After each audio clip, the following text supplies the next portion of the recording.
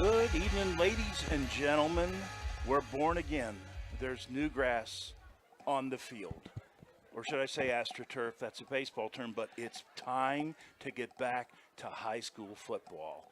My name's Neil Sackenheim, and we are live up in Cleveland, the furthest Baden High School probably has ever gone to play a regular season football game. We're at Case Western Reserve University at DeSanto Field, and the Rams tonight in the inaugural game of the 2022 season is against the Villa Angela St. Joseph Vikings. That's a mouthful for me. I sound like I'm the head of the broadcast, but actually no. My son Joel's with me, Joel Sackenheim. He is the neck that turns ahead. So I'm going to let Joel start this thing off the right way. Well, Neil, we're be here at the shores of Lake Erie. How about it? Long 4-hour drive up here. Yeah, the weather is perfect. Absolutely, about 80, 82 degrees. Just like the hair of our werewolf of London. The weather is perfect. Yes, the weather is perfect.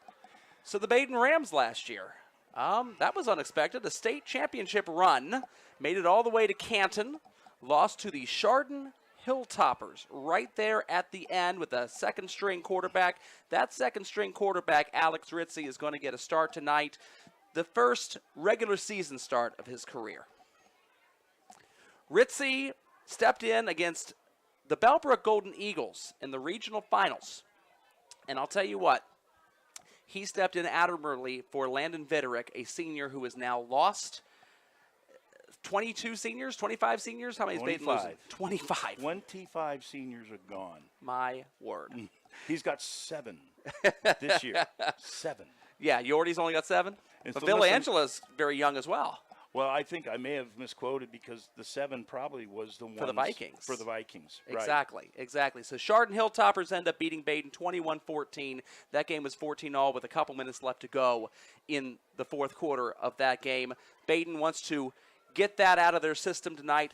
The Baden Rams, don't look now, have not lost a regular season game since October of 2019. That was before the pandemic when Chaminade Julian knocked them off 17-3.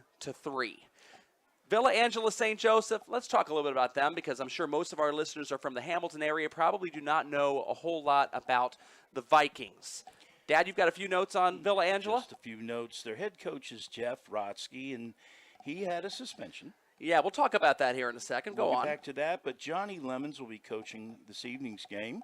To talk about Rotsky, though, it's his second year for Rotsky. And the Vikings have Rotsky described as the youngest team in 26 years of coaching.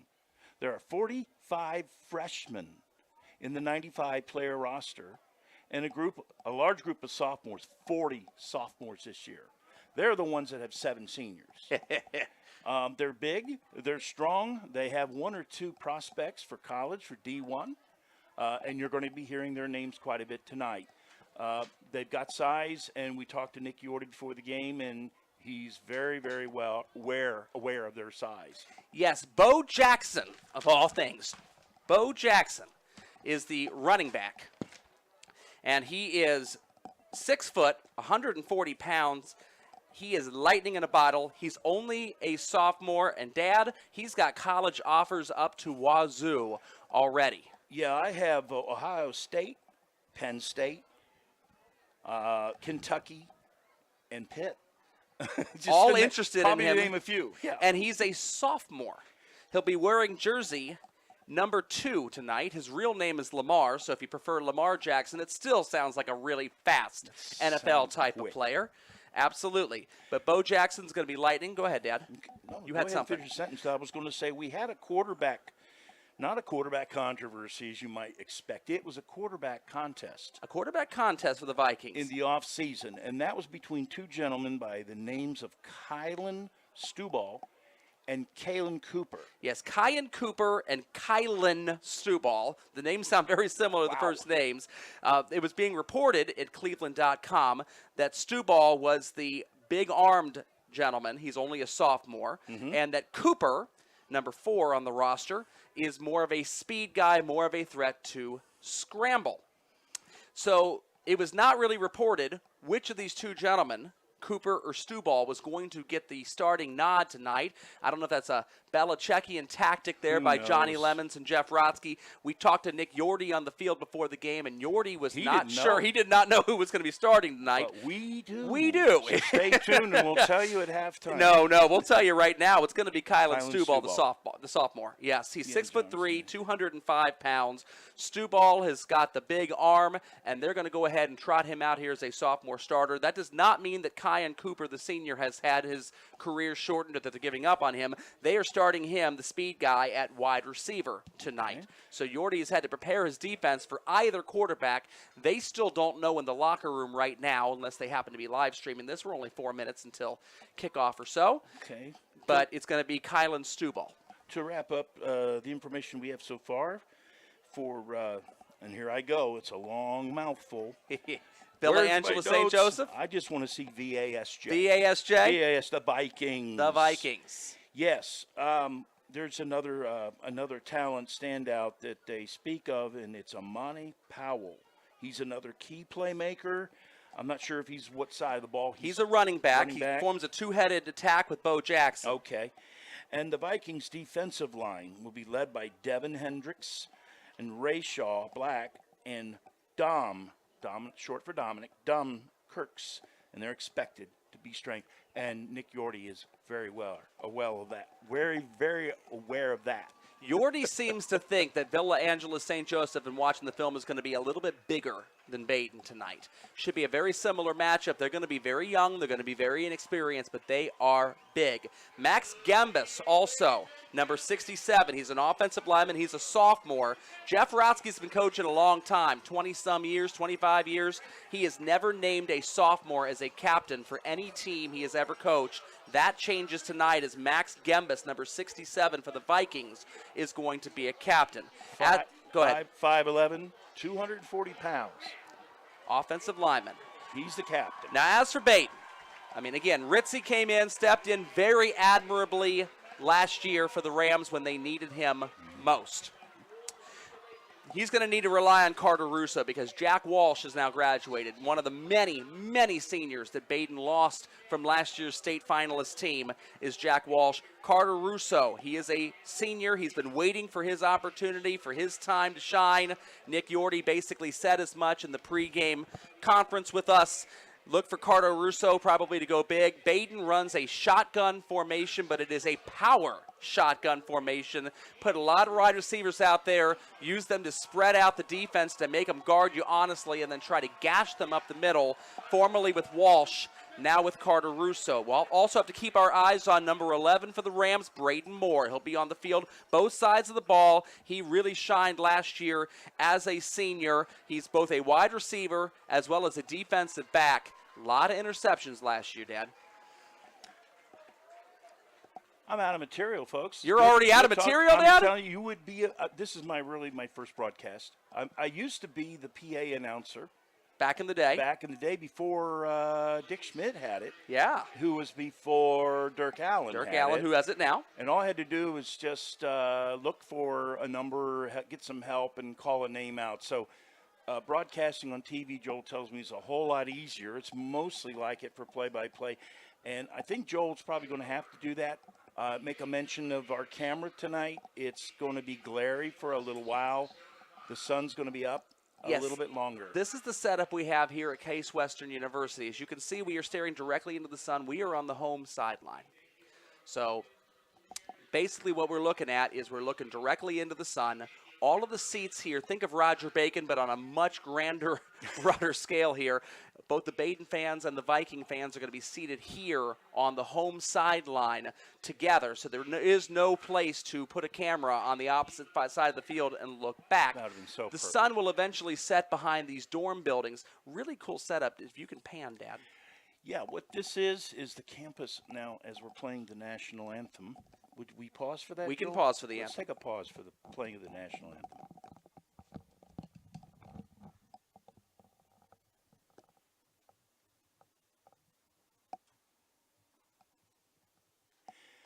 I believe we were at a moment of silence for some other reason, but I didn't catch the announcement. There we go.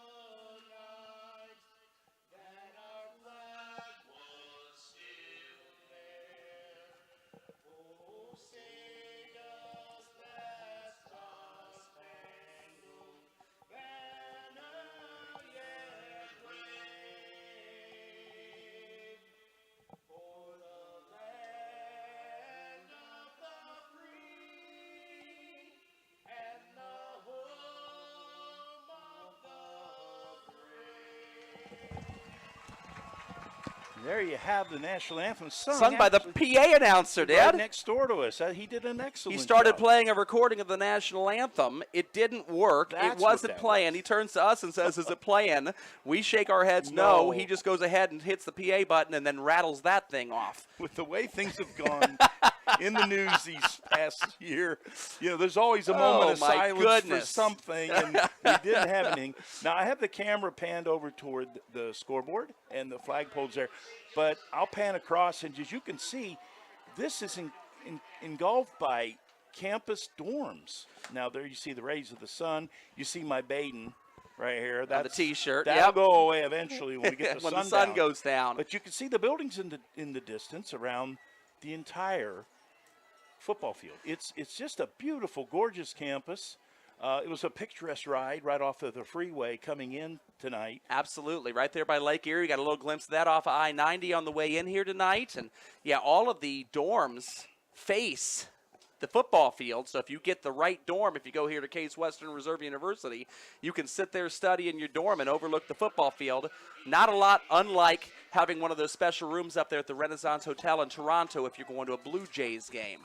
All right, Villa Angela, St. Joseph. Looks like Jimmy Clemens is going to kick off. If I got the number right, it's kind of hard to see. tell the red numbers on the blue Columbia blue jerseys. He kicks it off. Thank you, Baden Rams, for having long, big jerseys. The up man, Quinn Brennan, is going to go ahead and return this thing. He's off to the side. He's breaking a couple tackles. And finally, wrapped down by the Vikings, but not before he gets all the way out past the 40-yard line. And Alex Ritzie is going to have great field position for the gentleman from New London Road. All right, I'm going to give credit to Dante Landers for the tackle on the special team play. And Baden is set to go here in great field position at their own 44-yard line. Shout out to Chris Vogt right now, who texted us, eek. the video? The video, it's absolutely hideous. Filthy. Filthy is a good word for that. And like I said, there's buildings right across from us. As soon as that sun gets behind those buildings, oh my goodness, it's going to clean The windows up. are not removable. Pitch to Carter Russo off the end, and he is tackled by the Vikings. It looks like that is number 50, David Jones, making the tackle there. I got the number 45 also on the tackle. That's Eric Elder.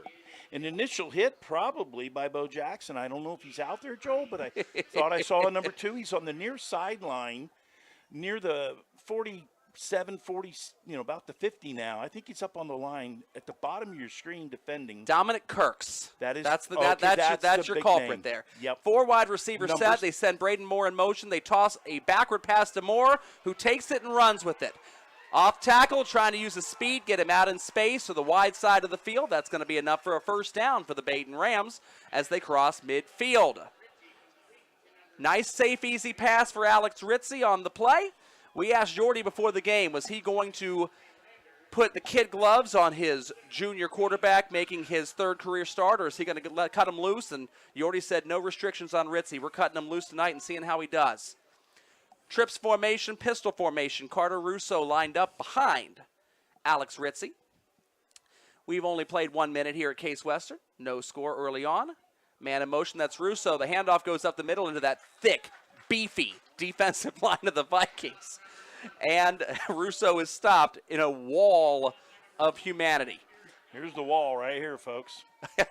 That's a reflection of the sun hitting a wall section inside the press box here. So, again, we apologize for the quality of the picture, but you get what you pay for. Well, this is you're paying for nothing. It's kind of nice, isn't it?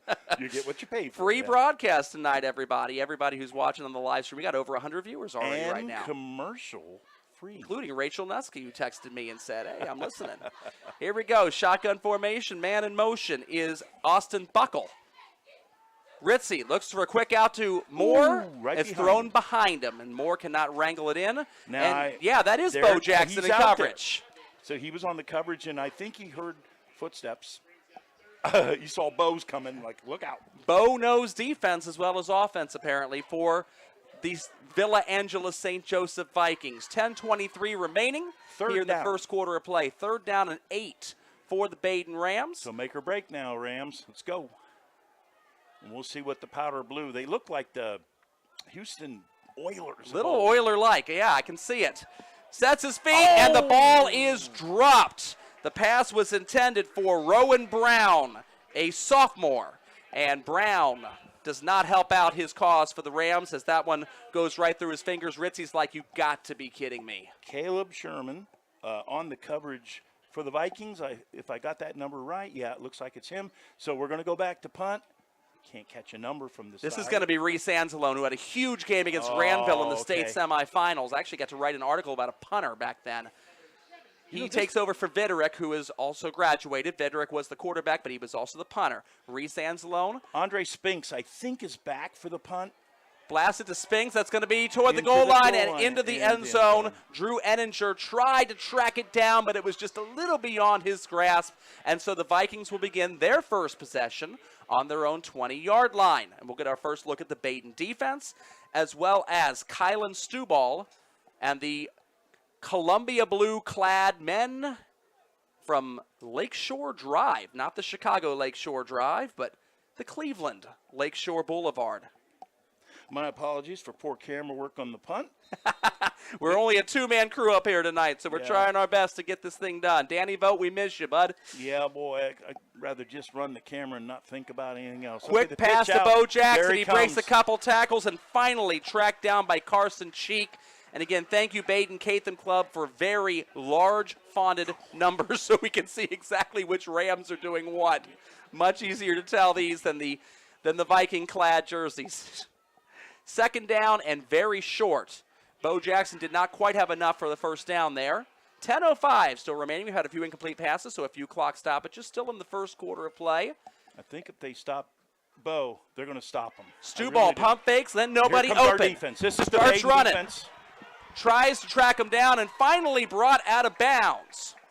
We'll go 42 or no. He's running back in number 20. Looks like Royce Rachel. We'll go 28 with that. Yep. Rachel made the final play there and knocked him out of bounds. That's going to be a loss of a little bit, and the Vikings are not going to have a first down. Excellent. I think this is going to become a very important key to the game, Joel. Is defense on the more run. Defense. Contain Bo. He's a strong runner. He's a very good runner. We don't know what they can do as far as passing the ball. They've got the big-armed guy back there, the sophomore, Stuball. Right. So I'm sure they're not going to be afraid to necessarily throw the football. This is an interesting down. You don't even know if they're going to pass or run. I mean, the whole playbook is open at this point in time. 4 yards. It's going to be a sweep. Quarterback power. Tries to break a couple tackles. Brought down. Enninger was the one that first wrapped him up, and then he had friends such as Reese Anzalone, it looked like, on the play. The punter playing defense. This is the Baden defense we hope to see again. You wrote down a note on our way up here about Baden's defense and a certain number of points per game that they allowed last year. In this winning streak, they've only given up less than 9 points per game on the average. It was unbelievable. 8.75 points per game. 19 times last year, opponents had scored 14 points. Here comes the punt. Or fewer. And we'll get punt, to that stat in a minute. It's going to bounce short. Here we go. Braden Moore picks it up. Little dicey, sweeps it around, breaks a couple tackles, finally brought back down. Field position advantage so far Baden to the Rams. Baden at midfield, probably at the 49. Let's see where I think they're going to award it. Well, they're running around with the ball. Baden is going to be on their own side of the midfield 49. line. A 51-yard field for Ritzy in the second drive of the game. We have only played 3.5 minutes. I know we don't have a clock to show you tonight, but it's 8:25 left to go in the first quarter. And Ritzy's going to, again, have a pistol formation with trips receivers to the left side and Carter Russo behind him. Here's the handoff to Russo. Russo bounces up the middle. Good seam. It's going to pick about 9 yards up for the Rams. Going to set up second down and short. We'll go with number 9 on the tackle, and that's Caleb Sherman again. Sherman's been involved. He's good fundamental tackling. He wraps his arms around him. He doesn't lose his feet. He drops him like a dish rag, like you should. Like you should. Keep your head up. And it was kind of an open field tackle there. Second down and 2 for the Rams. And once again, the handoff goes to Russo up the middle. Breaks a couple of tackles. Finally bounces off the linebacker. Kylan Stuball looks like was in on the tackle. Actually, that might be Christian Chase there, the defensive back. It's number 0. Again, hard to see with these red numbers on the light blue jerseys here. But first down for Baden. 1st and 10 for the Rams as they bring it across inside the 40-yard line. And so far advantage Baden. Shotgun formation with Russo alongside Ritzy in the backfield. 2 wide receivers both sides. Looking long for Braden Moore. Overthrows the safety. It's going to be complete and into the end zone for a Baden Rams touchdown. 36 yards. Alex Ritzy hits Braden Moore. That shotgun formation, it is a thing of beauty. It almost gives you all these different options to run, pass. You're not really sure on defense, what to do with it. So very challenging. So back to punt, the extra kick, I got a number 86, and unless it's 88, and I don't have either number on my Nicholas roster. Warner is 88. There we go. Here it is. If Warner's going to kick it up. It is. And the kick is going to be good. And so the Baden Rams take a 7-0 lead here at Case Western University. We'll be right back here in a second.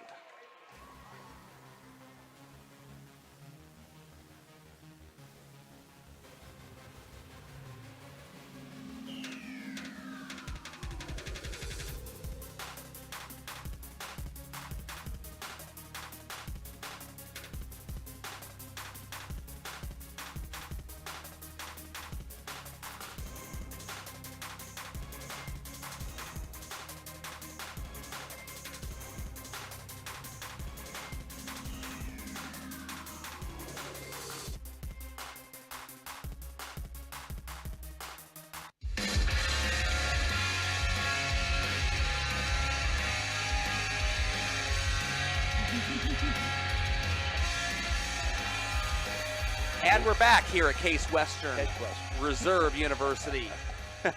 DeSanto Field, the Baden Rams have scored on their second drive. A long touchdown pass, 36 yards from Alex Ritzy to Braden Moore over the top. Very challenging when you're running the ball, a power running team in that shotgun formation. The safeties have to creep up and up and up. And that yields a possible deep ball. Looked like a cover 1 on that play. Only Chase out there in coverage. The ball was thrown perfectly over the top and right into the waiting arms of Braden Moore. That could not have been a prettier pass. It was dead on. It was excellent. You were waiting for the ball to come down. And is it going to go in there? And so all of a sudden it just floats right in stride. Perfect pass. Aiden Brown is going to line this thing up to kick off for the And he's got a nice boot. Deep to Kyan Cooper. Kyan Cooper, the other potential starting quarterback that's playing wide receiver instead tonight. He is tackled and met at the 15-yard line. Carson Collins did the honors of tackling him. So, Dad, you wanted to say Baden defense. Baden defense. We were saying about how they not allowing but 8.75 points a game last year. 19 times opponents have scored 14 points or fewer. 11 have been held to 7 points or less. And 5 shutouts last year. The most impressive of which was in the state semifinals against the Granville Blue Aces, who were averaging over 35 points a game entering that contest. And they were shut out. Hard to lose a game if the shutout is intact. We got a small back handoff up the middle. This is going to be another broken tackle. My goodness. Still broken. This is Amani Powell, looks like, number 21. And boy, did he have a nice gain there. They were saying in all the Cleveland papers that, yes, Bo Jackson is the stud running back, but don't sleep on Amani Powell, and he shows you why right there. Hurry-up offense for Villa Angela St. Joseph. They do not want to let the Baden defense get set up at all. The chain gang is barely even set up, and there's the snap. And we got a quick pass out. now. Pass to Cooper. It's over his head, incomplete, and Braden Moore on the coverage for the Rams there. I like the hurry-up, Dad. I do too. It mixes up the tempo, keeps Baden guessing, and that may be their antidote. If they go back to the huddle every time, come up and do a running play, Baden's ready. They're tough on defense, but maybe trying to find a way to get Baden disorganized. Very difficult for the defense to communicate when you have that hurry-up offense. Again, I formation, as it looks like we've got Powell in the backfield. Man in motion, that's Sheldon Brown. And Kylan Stuball ready for the snap. Takes it, rolls out. That looked like a busted play. And the tackle is made by Nick Rings, the junior, 6 foot, 225-pound defensive lineman, penetrating the backfield, and the Vikings are now in some trouble for 3rd and long. Well, Joel, they just took too long to get that play off. I don't know what else I can explain, but Baden was ready, and they just pierced right through the line. I almost wonder if that was a busted play. It looked like the running back went one way and the quarterback went the other, and they weren't quite all on the same page there. Well, very likely. First game of the new season. Oh, yeah. 3rd down and 17 here for the Vikings. So the play's being called in from the sideline coach. Stewball now has Bo Jackson 3 out wide. next to him in the shotgun. And it's he's going to be a gonna quarterback draw. Matt Vogt would affectionately know that as the give-up play. Zach Yorty makes the tackle, the coach's kid. He's going to have a very long ride with his dad back after this game, right, Dad? Yeah, it's always a long ride. You and I always used to go back, father and son, coach your own kid after a basketball game. No. Little longer bus ride after 4 hours away. Well, he's got a bunch of kids in the bus with him, too. But That's true. He's got a lot of friends to keep him company. time to punt. I can't make out that number of the punter in your glare screen. It might be Aiden Staunton. Okay. Moore is back deep, as well as Carson Cheek Cheek for the Rams. So let's see how far he kicks this ball. We're kicking from the 38. There's the kick. It's a nice good one. hang time. And a fair catch called by Braden Moore, who does not want to mess with anything. 38 to the 28. That was only a 10-yard kick. Do you believe that? You know I'm kidding. That's got to be a Across joke. midfield, but I'm not very good at math with football. It's pretty difficult. Hold on, Let's see, it folks. was the 38-yard line, It so was at the 12 yards 38. plus whatever else past the midfield stripe back to the, looks like the 28-yard The line. 28. So that's another 22 and 12. That is a 34-yard punt there. 34 in the air. In the air. That's the problem. Fair catch. We would not let that ball hit the ground and drizzle out for another 15 yards. That's right. We're Absolutely. good. So congratulations, folks. Put on your eyeglasses or your sunglasses for It's the going to get remainder. very bright here for a bit. For We'll the try to remainder? give you a good call, and once the sun goes down, it'll be a lot easier to be able to see. Hand off to Carter Russo up the middle, and he is met with a force. Vikings defense, it looks like big old number 15 there.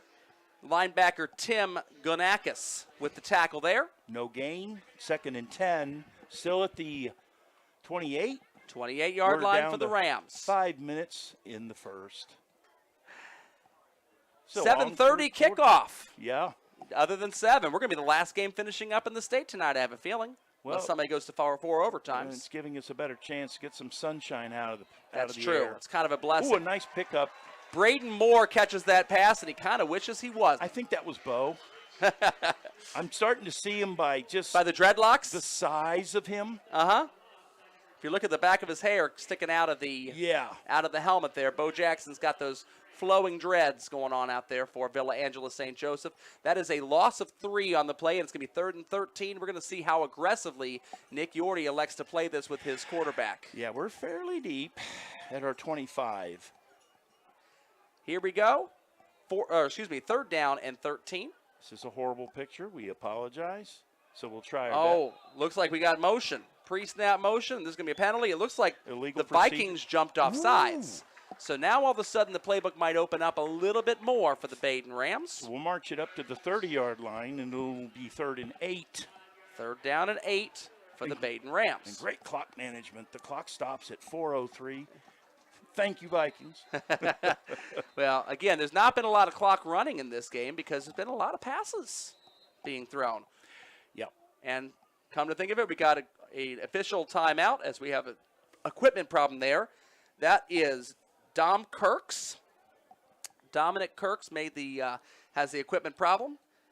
That might be an opportunity potentially for the Rams as Robert Smith comes in for Villa Angela St. Joseph. You have an equipment problem. You have to sit out for at least one play as you fix that. So Kirks is ready to come back out if Baden is able to convert the first down. He's kind of hoping that they don't, obviously. But an opportunity with a backup lineman in now to see if Ritzy can get a little extra pass protection to get off maybe a longer pass. I put my hand above the camera. That's going to help a little bit. He's There's looking your for Braden pass. Moore. He's got him. He's got him. Caught and driven out of bounds by Bo Jackson, but not until Braden Moore has enough for a Baden Rams first down at the 40-yard line. Clever little route there, Dad. So they convert on a 3rd and 8. 3rd down and 8. Might have been a little harder on 3rd and 13. That offsides loomed big. I wondered if that play would have been called in the first place. But secondly, play probably had enough on it. They could have gotten the first down anyway. Yeah, we'll see what it's 1st and 10 for the Rams. 3:22 left in the first. Ritzy back in the pistol formation with Carter Russo. Couple wide receivers to the right side. There's going to be a handoff up the middle. Oh, boy. A lot of people. A lot of bodies in there. We'll try to give a shout out for the one pulling up there. That's number 6. That's Dom Kirks, the one who was out for the previous play and now is back in the lineup, and he stops Russo for only a 2-yard gain. An immediate 2-yard impact. Baden subbing in their plays, which is smart. Keep the legs fresh on the quarterback. Very challenging in Division III football. You have some players that are going only one way, and then you have other players that go both ways. And you see that with Braden Moore for Baden. Probably a timeout. We're going to have a timeout taken by the Baden Rams. That's going to give us a little chance to talk about what's going on with Villa Angela St. Joseph's. Well, this is a bit of a messy situation up here. There's an old saying that if you want to make an omelet, you got to break a few eggs. There you go. And Villa Angela St. Joseph is a legendary powerhouse here in the northeast corner of the state. They've had people such as Mike and Bob Golick. They've had Elvis Gerbach, former Chiefs and 49ers and Ravens quarterback. Desmond Howard, Super Bowl 31 MVP playing with Brett Favre, was a member of the St. Joseph Vikings back then before Villa Angela, the Skylarks, merged in with them. Those of you back in Hamilton know all about what it's like to have an all-boys school and an all-girls Catholic school merging together when Notre Dame and Hamilton Catholic did the same thing in 1966. So, Villa Angela St. Joseph had fallen on some hard times, and in 2020, during the pandemic, they had a record of 1-7. They go ahead and make a hire of Jeff Rotsky, who is not here tonight. He'll be here starting Week 3, their Week 3 contest against Youngstown East. And Rotsky has a magnetic draw about him. He had, before he arrived, there was something around the vicinity of 65 players on the roster. The year he showed up in 2021, last year, they had 105 kids come out for the team. That is absolutely fantastic. And the numbers are very healthy with the freshman and sophomore classes as Ritzy's out here now.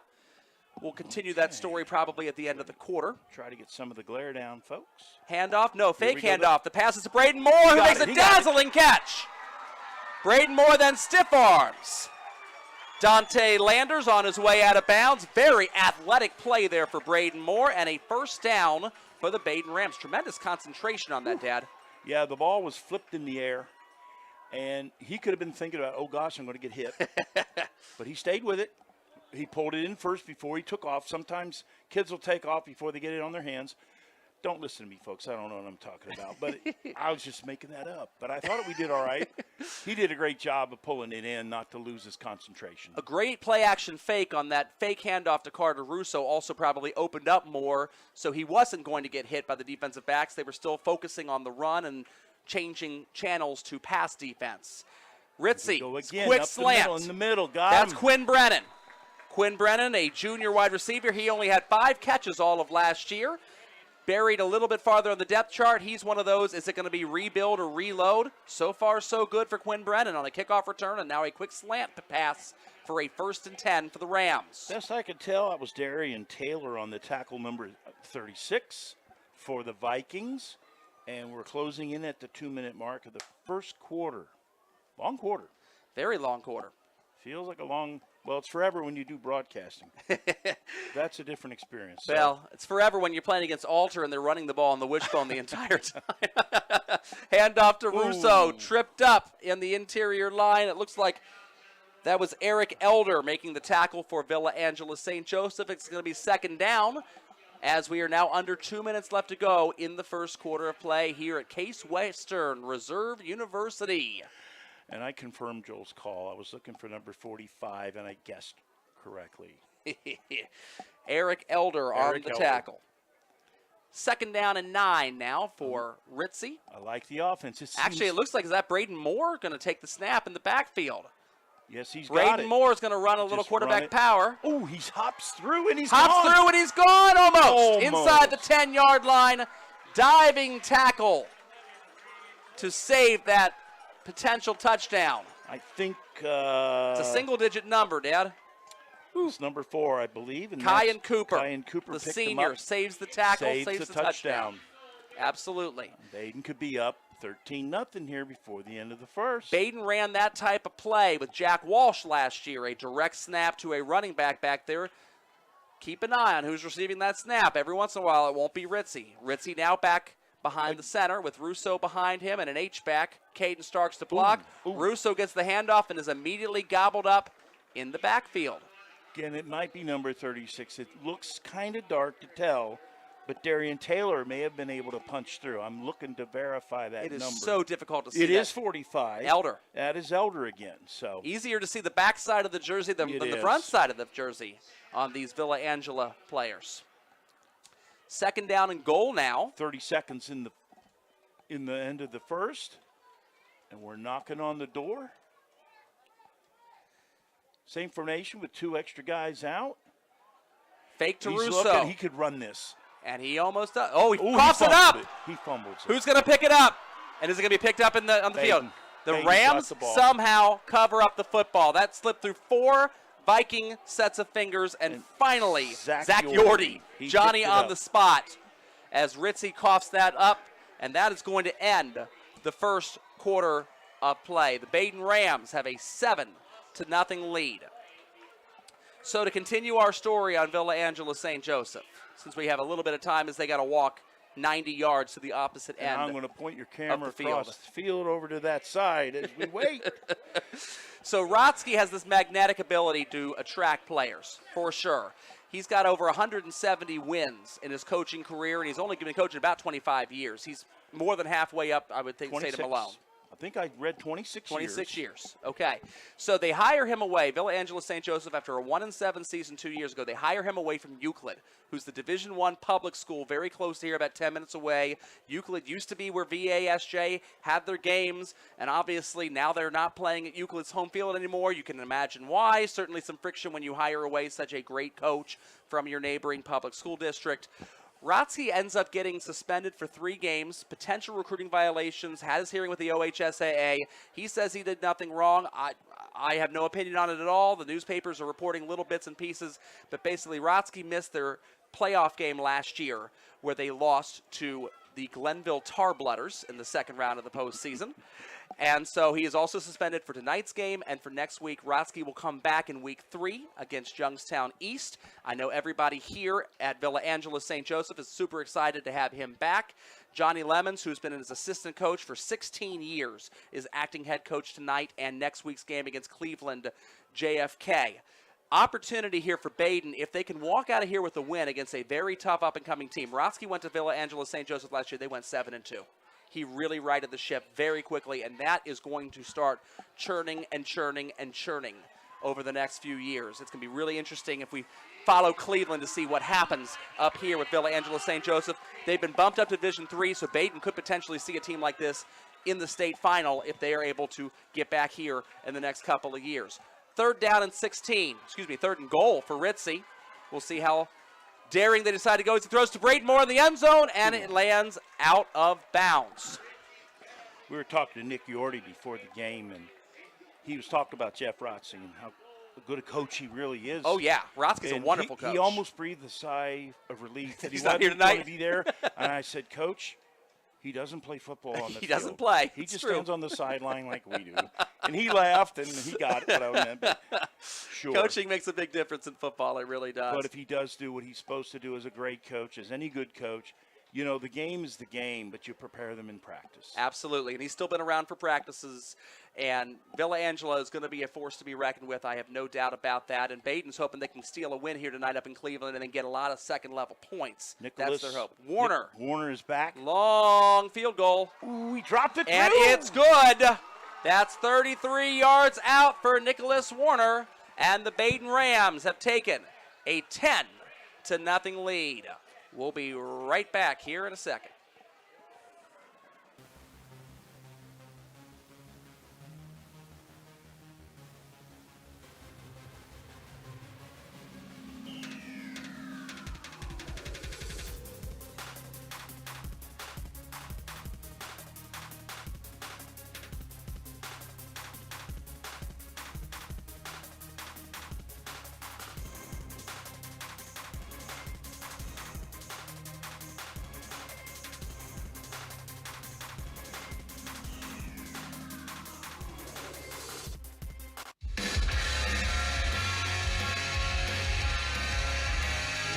Welcome back to Wayne Case Western University.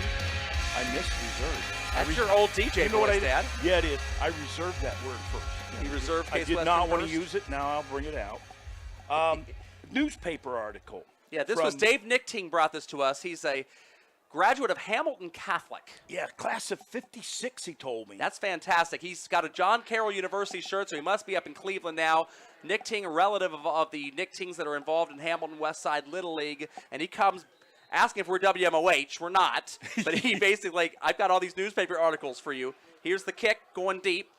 Follow with the camera there, Dad. I know it's hard to do. There. I'm trying to get some glare out of the picture.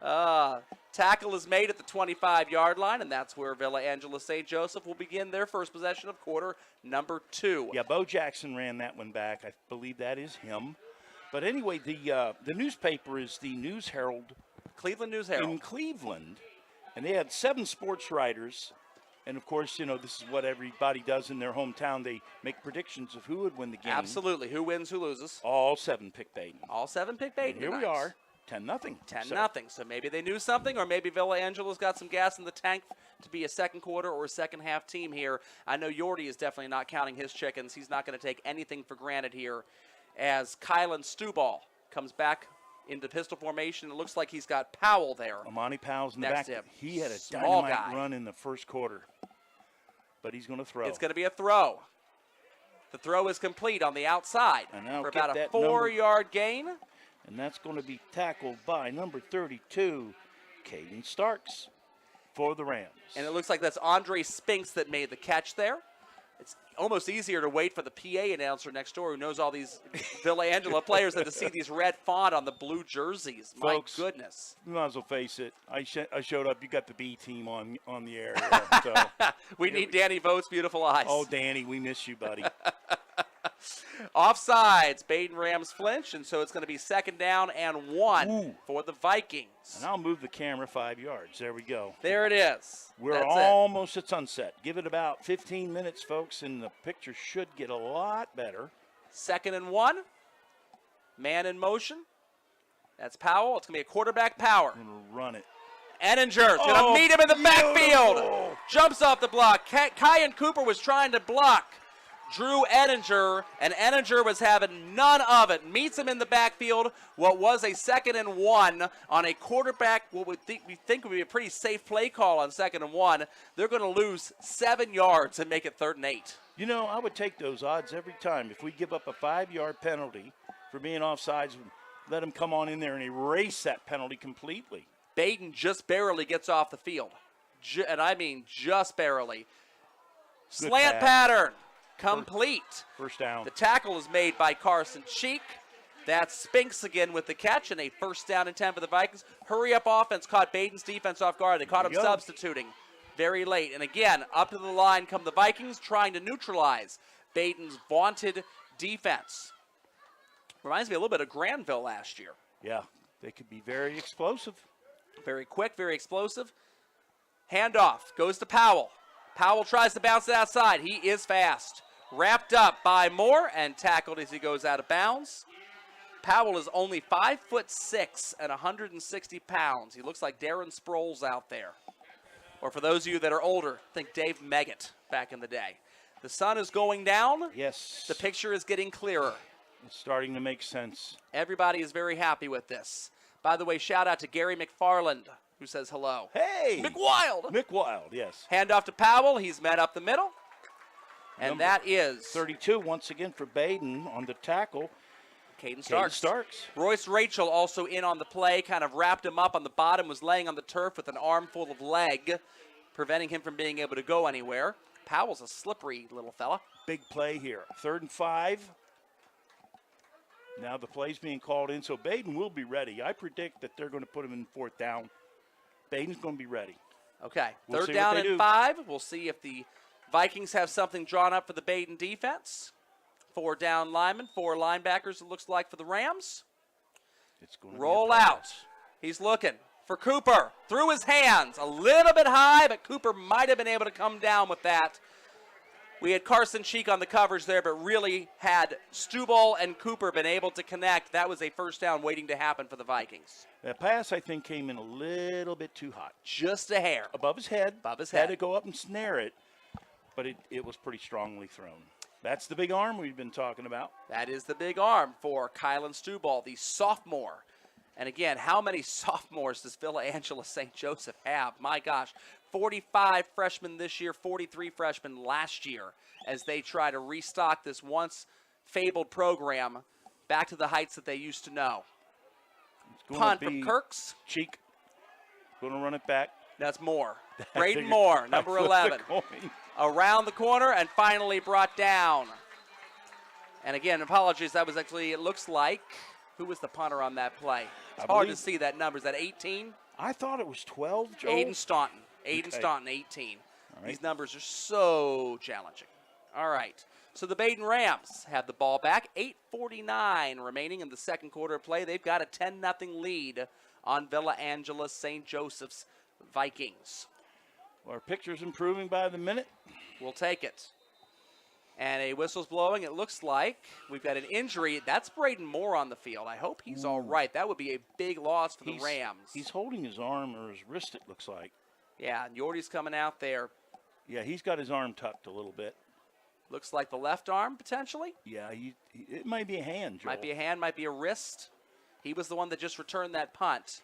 The funny thing, he's even gimpy walking off. Yeah, it's kind of odd to see a hand injury with a little bit of gimpy leg thing going on. He's a little shaken up. And he's sitting back down on the field. He's a bit. He wants to have a little bit of a break here. Now his left arm is straight now.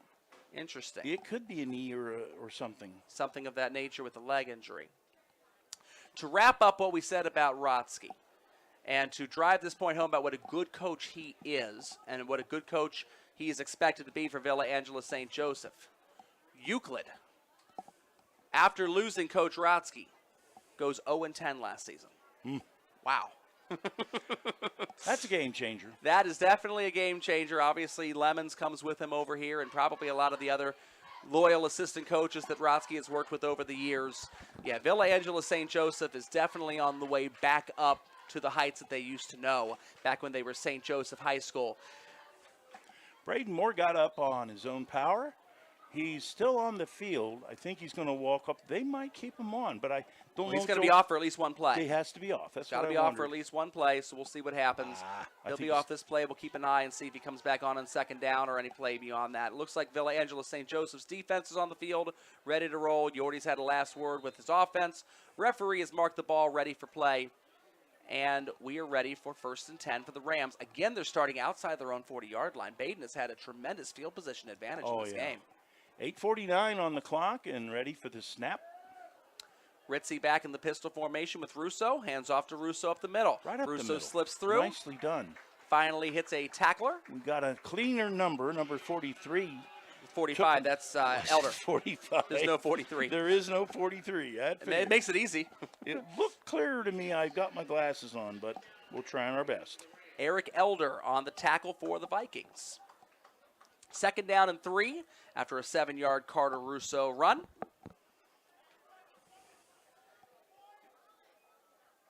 Balance formation for the Rams. Looking up the seam. Oh, here's that touch. That's got to be pass interference, I would think. think. There's definitely a tug. The Baden fans wanted it. Oh, he was pulling on Rowan Brown was the receiver in the area, and he was being defended.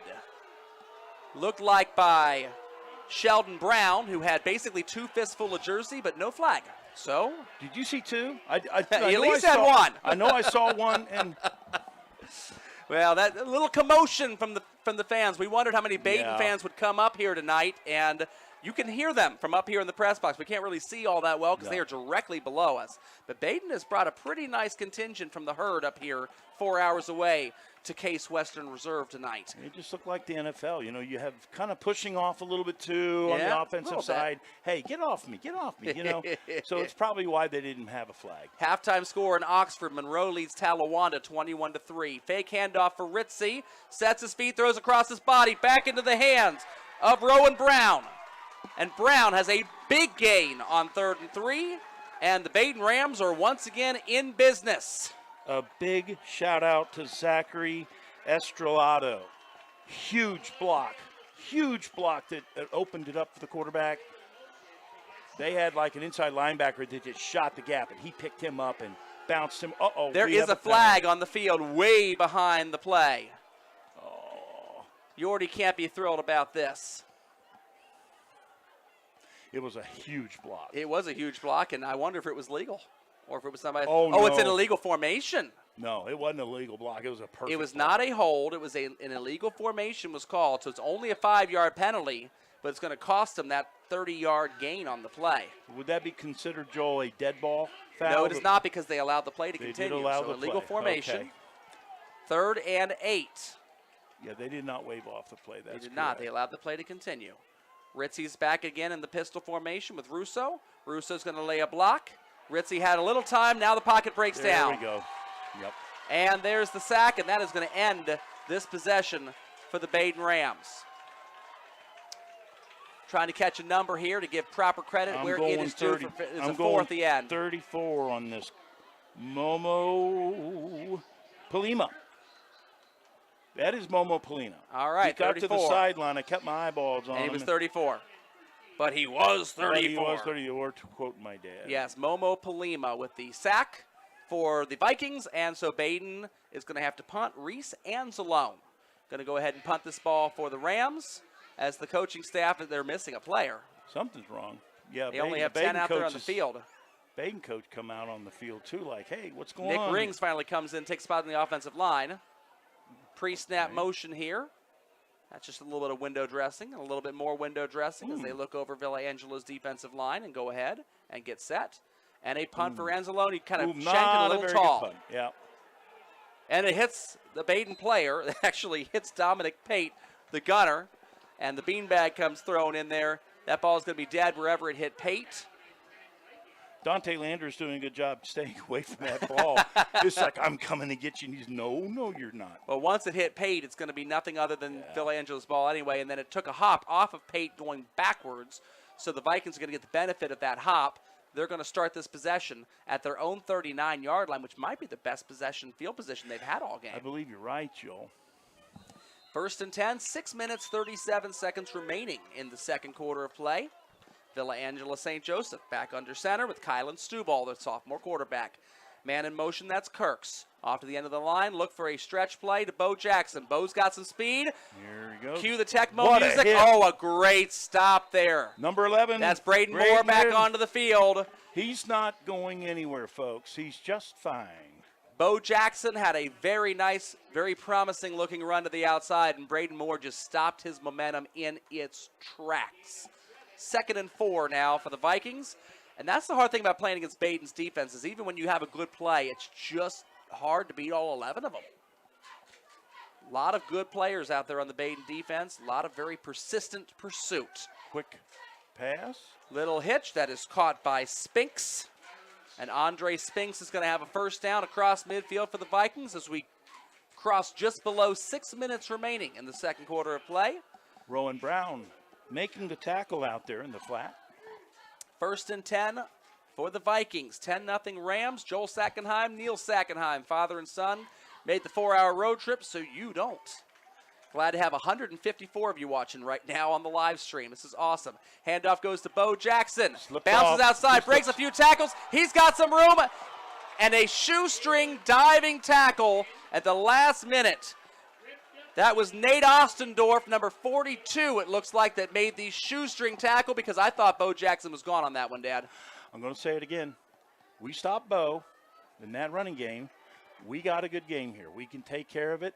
And there's evidence right there. Bo's a strong runner, and we got to keep him contained.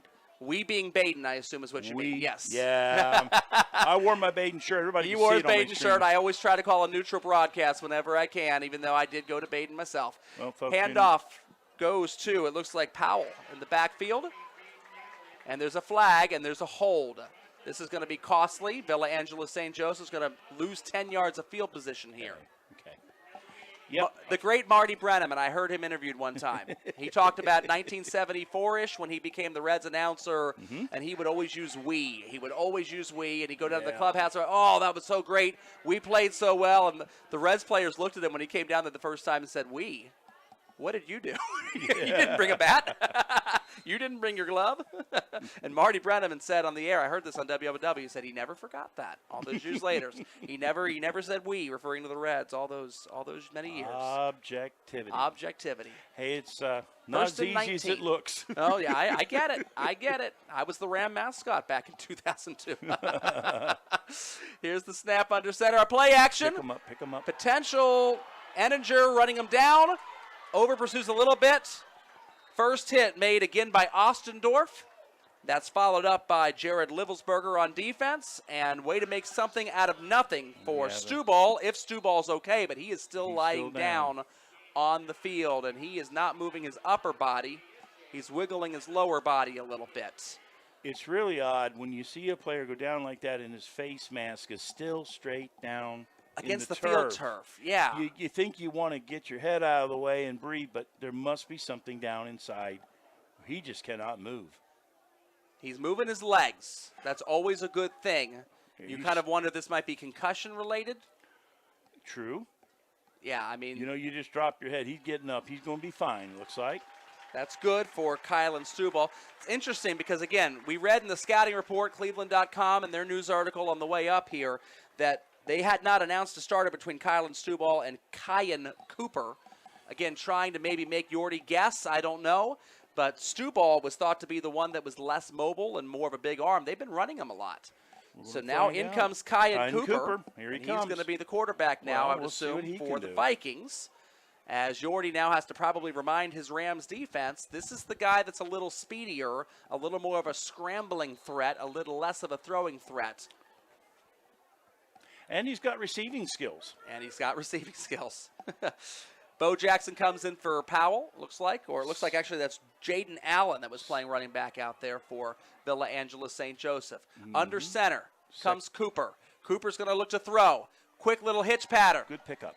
To Brian Kordovich. 2-yard gain. Who's wearing a nice hoodie under his jersey, it looks like. 29 on the tackle for Baden. That's Rowan Brown. We've called his name a few times tonight. He's starting to show up. As we creep down below 4 minutes left to go in the second quarter of play. We're 3rd and 9, so that was a 3-yard pickup. Thank you, Mr. Rowan. How about it? Mr. Brown. 3rd down, it looks like it's going to be 8. Says 9 on the scoreboard. We may have to find out if they got a kicking game. Here I go with the we and they again. And we've got a pass back. That's Stuball back into the game. Oh, he's down. The ball was caught. It was caught by Dominic Kirks. Tackled by Zach Yordi. And, I mean, Zach looked about half of his size. And he took care of it. He's 5'10", 175 pounds is Zach Yordi. Nick Yordi, his dad, the head coach. 5'10" ain't small. Yeah, I don't know. well, it's small compared to Kirks. Kirks is 6'4" and 250. There it is. Yordi took him down. We're going to see the kicking game here for Villa Angela St. Joseph. This is Aiden Staunton, a senior kicker. He's going to attempt a 40-yard field goal from the wide hash. For the first points of the year for the Vikings, it's up. Does it have the distance? Just barely. Wow. A 40-yard field goal for Aiden Staunton. Impressive. That would have been good from 41. Just barely crossed the uprights. Folks, I just unfortunately saw the upright bar did not blink. It did. No, the crossbar. The crossbar. Did not blink. So it went behind it. So we got 3 on the board for the Vikings. Villa Angela St. Joseph puts its first points up for the season.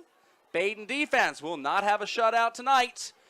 And they've given up their first 3 points of the season. Good drive for Villa Angela St. Joseph. They needed that. Bo had a big run. That really helps. Yeah, that there were a couple plays that might have been touchdowns potentially on that drive. If not for tackles, Braden Moore had one of them. And Nate Ostendorf had a shoestring tackle on another one of them that looked like it was going to for sure be a Villa Angela St. Joseph touchdown. 3 minutes, 8 seconds left to go in the first half of play. Baden's going to get the ball back, up by 7, as Staunton puts the ball on the tee. And it looks like deep is Braden Moore, as well as Rowan Brown. We still got a bright sky up there, folks. You can still see my Baden shirt reflection. But picture is much better. Much better than it was. It looks like you can see what's going on. I'm hoping that the indoor lighting above me, yeah, I got a light right above my head. I'm afraid that's going to be still a little bit of a problem. Well, we can turn it off if we need to. It's going to be Brown on the return. Brown's past the 20, past the 30, and finally hit and tackled by Caleb Sherman of the Vikings. And the Rams, as good of a kickoff as that was, are still starting this drive outside the 30-yard line. 30. First and 10. 3:03 remaining in the second quarter. And we wonder how aggressively Yorty will take this drive. You got a 7-point lead. Villa Angela St. Joseph should get the ball to start the second half of play, so maybe you'd like to at least see if you can get a field goal right before halftime, if you can get it into field goal range. Ritzy's back there with Russo. Two receivers, both sides of the formation. Quick toss to Russo. He's got a couple of blocks, zigs back up the middle, breaks a couple of tackles, and is finally brought down. Here, I'm looking We're looking for numbers. Looks like a number 1. There's 2 digits on that one. Is there? I got a 1. They are so tight. They are tight. 6. Big guy. That's who I got. 18, I think. Aiden Staunton had a tackle, and then, yeah, Kirks was also involved in the Kirks, play. yeah, Dom. Dom Kirks, I saw the Tom defensive get end. Yeah, you can see him by his physical size. He is a physical specimen out there playing defensive end. He's lined up against the left tackle right now, Gavin Schlittker. Here's the pass. Ritzy looking long. Man coverage. Bo Jackson on the coverage, intended for Rowan Brown. That coverage looked to be also somewhat physical, but less handsy, I would say, for Bo Jackson. Yeah, it looked pretty clean. All right. Thank you for the guy that just comes in. Amani Powell, That for was those of Gino. you watching at home. Gino, yeah, thank you, Dad. Gino pops in here to the television booth and tells us that Amani Powell, is 32. the second-string running back for Villa Angela St. Joseph, is now going to be wearing jersey number 32 the rest of the game because he's got blood on his jersey. Oh, They can't wear that. Can't wear the I blood. didn't know they could change a number like that. Apparently you can. We've And got what- a different setup here. Ritzy is not the quarterback. That is going to be a fake handoff and a keep to Rowan Brown. And Brown is trying to break a few tackles. And he's got a big gain. And a first down well across midfield all the way down to the 30-yard line.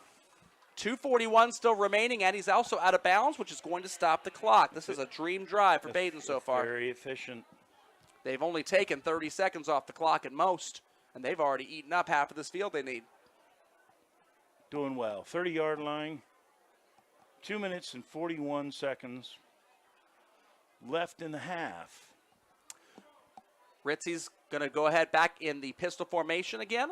That was the second time we've seen Baden have somebody other than Ritzy take the snap. That was a designed fake and a run for the hands of the speedy Brown.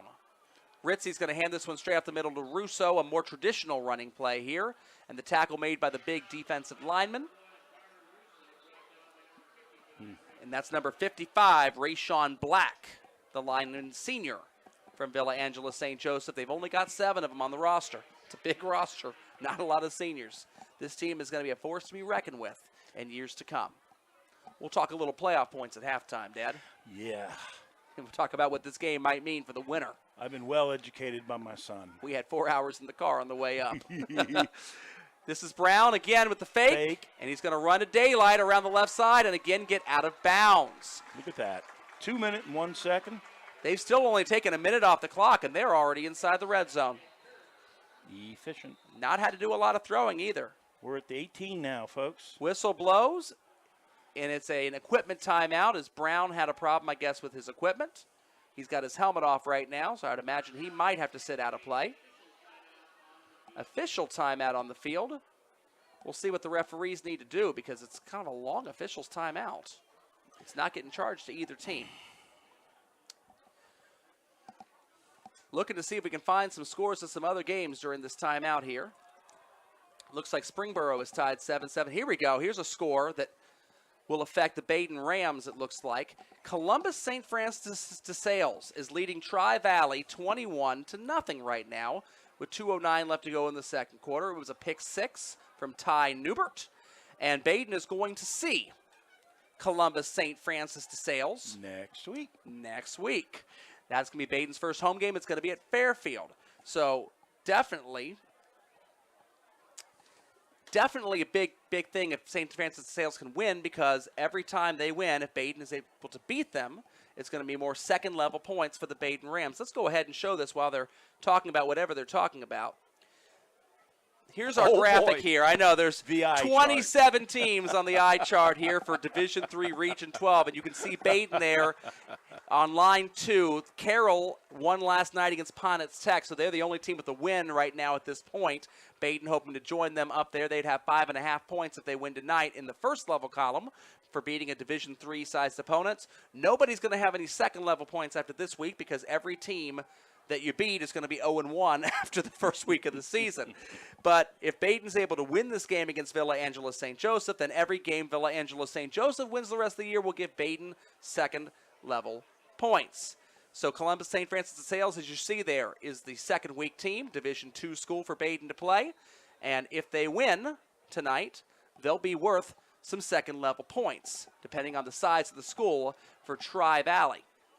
Okay. And it looks like Tri-Valley is a Division III school, so 5.5 second-level points for Baden if they can win next week, if St. Francis de Sales wins tonight. Overthrown pass into the end zone. Number 6, looks like. That's intended for Quinn Brennan. Brennan. And incomplete. Clock stops at 1:57 seconds left to go in the second quarter. Baden not really having to worry too much about time at this point in time. They still have 2 timeouts left as well. Plenty of room for a first down to drain off the clock. I'd like to see them drain it. Well, I mean, yeah, if you can get the running game going. Of course, Villa Angela St. Joseph also has all 3 timeouts left too. And with their offense the way that it is, one thing I will say with the Vikings, they are not lacking in terms of explosive players.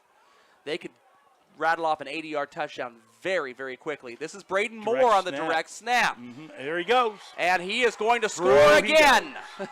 Touchdown, Braden Moore. Touchdown, Rams, 18 yards. Baden left too much time on the clock, Joe. Baden left too much time, and but we'll see. It'll be interesting to see how much character that the Vikings will show on the return drive. An 18-yard touchdown run. Again, direct snap. That's been highly effective for the Baden Rams tonight. They're just mixing it up. Breaking it up a little bit. And so it looks like it's going to be high snap. Aiden Brown. Great kick. Kick is up, and kick is good. Actually, no, that looks like it's Nicholas Warner on the kick.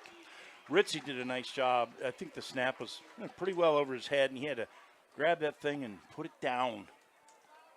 So here we go, 1:51, 17-3, Rams. And we'll see if Villa Angela St. Joseph can answer in the last minute and 51 seconds left to go. It's hard to run a Twitter feed.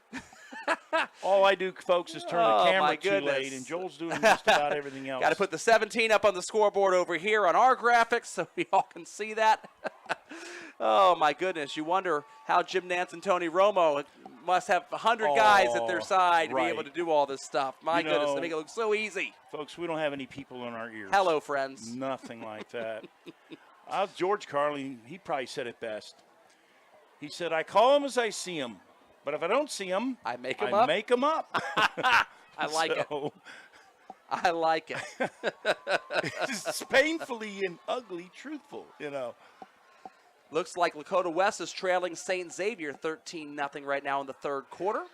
Big game in Division I, and obviously if St. X wins that game, good luck on any GMC school being able to get the number 1 seed. Where's with their the 9-game conference schedule. Short kickoff. It's going to take a bounce and a backwards hop, and it's loose. It's dropped. We've seen Baden recover those before in the past, and Carson Collins for the Rams had eyes on it, but was just a little short of being able to come up with it. Villa Angela downs it, is able to come up with the ball at their own, it looks like 20 or 21-yard line.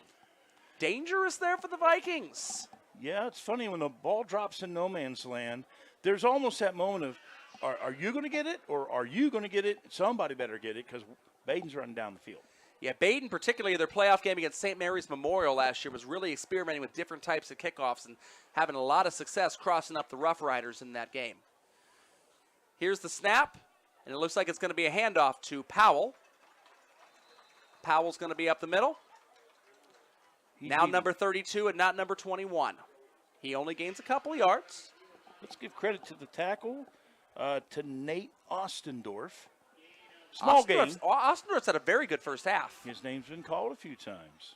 Couple of very key tackles there for the Rams. Snap. That's going to be Stubal. Looking intended for the hooded wonder, Kordovich. And Kordovich catches it. The hood is like off on his left shoulder pad. It's an interesting looking hoodie type of look he's got going on there. I like it. I'm a big fan. 3rd and 3 for the Vikings. They're down to a minute left to go. Braden Moore got a hold of them, and they're still in bounds, and the clock keeps running. Now the clock has stopped. Maybe a timeout. Now it's running again. Interesting. They're waiting for the call. Both teams kind of looking at the coaching staff, and it looks like a timeout is going to be taken by Villa Angeles St. Joseph. Ooh, it's still running, though, Joel. Yeah, they look like they want to take a timeout, but they look like they want to drain the time all the way down. And there is Johnny Lemons, finally. Calling a timeout. So this is not a timeout that you take to save time to try to score on this drive. That's a timeout to drain time, thinking if we don't get this 3rd down and short against this tough Baden defense. Let's not give them any time. Let's not give the Baden Rams a lot of time. We've seen Ritzy and company move the ball mostly on the ground. A very large stretch of turf over the course of only 2 minutes off the clock. So Villa Angeles St. Joseph is definitely playing this very, very cautiously. Columbus St. Francis de Sales outgaining Tri-Valley 201-0 yardage-wise in the first half of that game. Painful. Very, very painful. The Stallions come to Fairfield to play Baden next week. That'll be a really interesting matchup. A quick hi to Mom, if she's listening and watching, and Aflac. And Barb. Oh, Sister Barb. Chaminade Julian has just scored. They're in the second quarter. They're up 7-0 in their game. All right, 3rd down for VASJ. We'll see what they're able to come up with here. Man jumps off sides. A little eager, Mr. McDeer. Royce Rachel jumps across the line. He's going to give the Vikings a 1st down, and now maybe VASJ wishes they didn't let all that time drain off the clock. It's almost like a free throw. You're scoring with no time expired. So, yep, they got him a 1st down without even moving the clock. That's it. All right, here's the snap to Stubal, and he's met in the backfield. He throws a pick. And how is this for Royce Rachel making up for jumping off sides by intercepting the very next pass? Wow. It's like a Larry Bird play. I just laughed. Baden got control of the ball again, deep, 35 seconds, and they could really put a hurt on the Vikings here. Rachel stole the ball. Rachel stole the ball. There is a flag on the Baden sideline. This is going to be a sideline warning. Actually, it looks like it's going to be a penalty on Villa Angeles St. Joseph. It's going to be declined. Baden is going to take the 1st down now, and the Rams, you want to talk about a sudden change of events here. The thought was it was going to be 17-3. VASJ was willing to go into halftime and just eat up the rest of the clock. They get the 1st down. They then throw the pick on the pressure. Stubal throws the interception right into the hands of the defensive lineman Rachel, who was waiting for it after he was flushed outside. And now Baden has the ball 14 yards away, clearly in field goal range. They still have 2 timeouts left to go. Man, boy, that was a nightmare drive. It just... Not what the Vikings wanted. No, and the defense had to hurry up now and get back and get stuff again for the Vikings to stop this from getting the bleeding from getting. You got man coverage down at the bottom of your screen with Braden Moore right and there now. Goes There's the the jump ball. The corner. Oh, that's what he wanted. Another very handsy type of engagement between wide receiver and defensive back there as 2 studs going head-to-head with the jump ball. That would be Bo Jackson on the coverage against Braden Moore. And I would imagine that Nick Yorty might dial that play right back up again if Villa Angeles St. Joseph plays the same defensive coverage. Well, sorry, not Bo Jackson. Maybe Dante Landers on the coverage. Yeah, he was in better position. I was worried about that being intercepted because he kind of got in front of him. Hamilton Big Blue has taken a 14-2 lead on West Claremont in the Nate Mahan Bowl out there in Amelia. So far away out in West Claremont, right? as we sit here in Cleveland. In Cleveland, 4 hours away. Second down and 10 for the Rams and a timeout.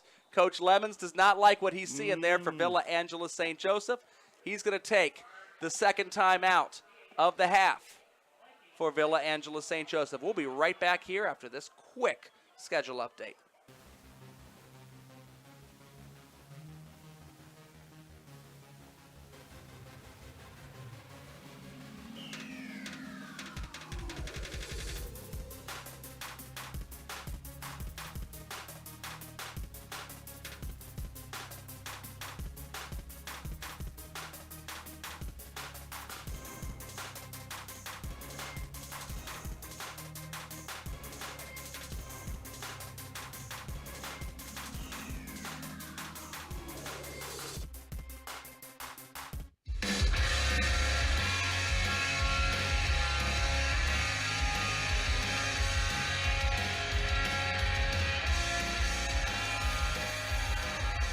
We're back here at Case Western Reserve University.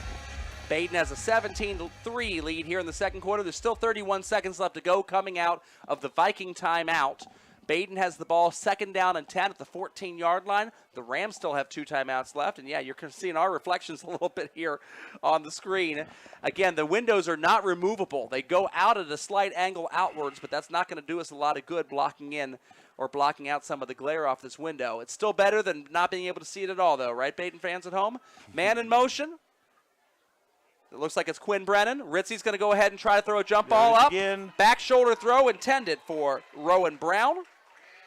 Bo and it's Jackson. going to be an incomplete pass. Bo Jackson on the coverage. And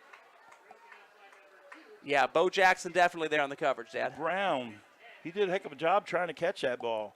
Kind of back shouldered that a little bit. It was funny, but it was a back shoulder of Jackson. Right. You know, he kind of jumped behind Jackson to snare it. Jackson was turned around. I think Jackson was aware of the ball being there, but of course it hit his shoulder pad, kind of. My gosh, this tweet just came out from Rick Casano. The kick. Braden Moore takes direct snap, goes 18 yards for TD. Is Rick Casano here too? Did he come 4 hours away? Are we're not the only ones crazy enough? Ooh. Through the hands on the out pattern of Rowan Brown. And so Baden is going to be able to attempt a field goal here to try to go up by 3 scores before the half and get something out of that unfortunate Viking turnover as they were trying to go in. Centerville has kicked a field goal. They are up on Lakota East 3-0 to start quarter number 3 there at the Hawk's Nest, Lakota East. Vikings got to be happy about this. Wow, Baden was in such good place and couldn't hardly do it. I think they went home run all the time. 3 incomplete passes. There's only 31 seconds. You got to get your chance to score. I get it. I like that they threw them to the sideline and end zone to stop the clock. 31-yard attempt for Warner. Nicholas Warner. Snap is down, hold by Ritzy. It's up. He's got some leg behind that one. Nice leg. It's beautiful. 31-yard field goal for Nicholas Warner. I would give that kick another 15 to 20. Woohoo. Had plenty on it. Well, that's going to be a weapon as well for Baden as they continue to play. They got a very tough schedule this year, Baden does. And Nick Yorty has seen a very challenging having to schedule because 3 teams of their 5 non-conference games canceled on them this year. Right. Nobody wants to play you when you make it to the state finals. So there's no points here to gain. My goodness, that was what, a 31-yard field goal for Nicholas Warner? I got to send this out on Twitter at the same time. No, go ahead, Joel. I'll ahead, vamp Dad. for a second, but it's pretty cool when you think about Baden. Even though they're not being scheduled, here we are up in Cleveland for crying out loud.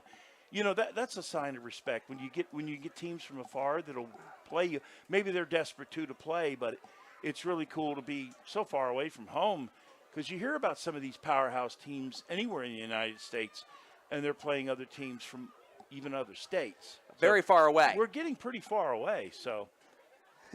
And that's going to get around. Even the sports writers, like we said earlier, are saying Baden's going to win the game. Well, yeah, you got 7 Cleveland sports writers in the 7. Cleveland News-Herald going ahead and picking the Baden Rams to win this game tonight, thinking they're just a little bit farther ahead of Villa Angela St. Joseph, although both of these teams are very young.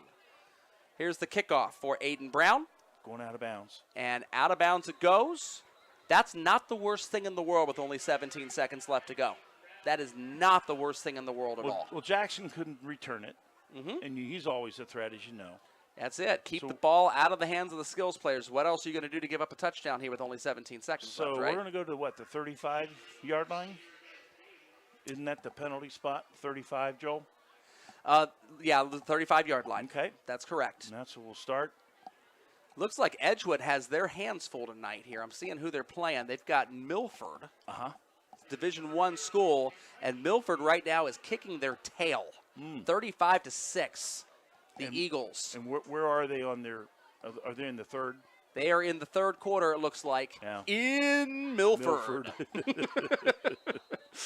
Here comes the kneel down play. Yep, that's going to do it for the half, and smartly done. Yep, we are reaching halftime now as they count the clock down at Case Western Reserve University. At the half, it's the Baden Rams 20, the Villa Angela St. Joseph Vikings 3. We'll be right back with a little bit of halftime playoff talk.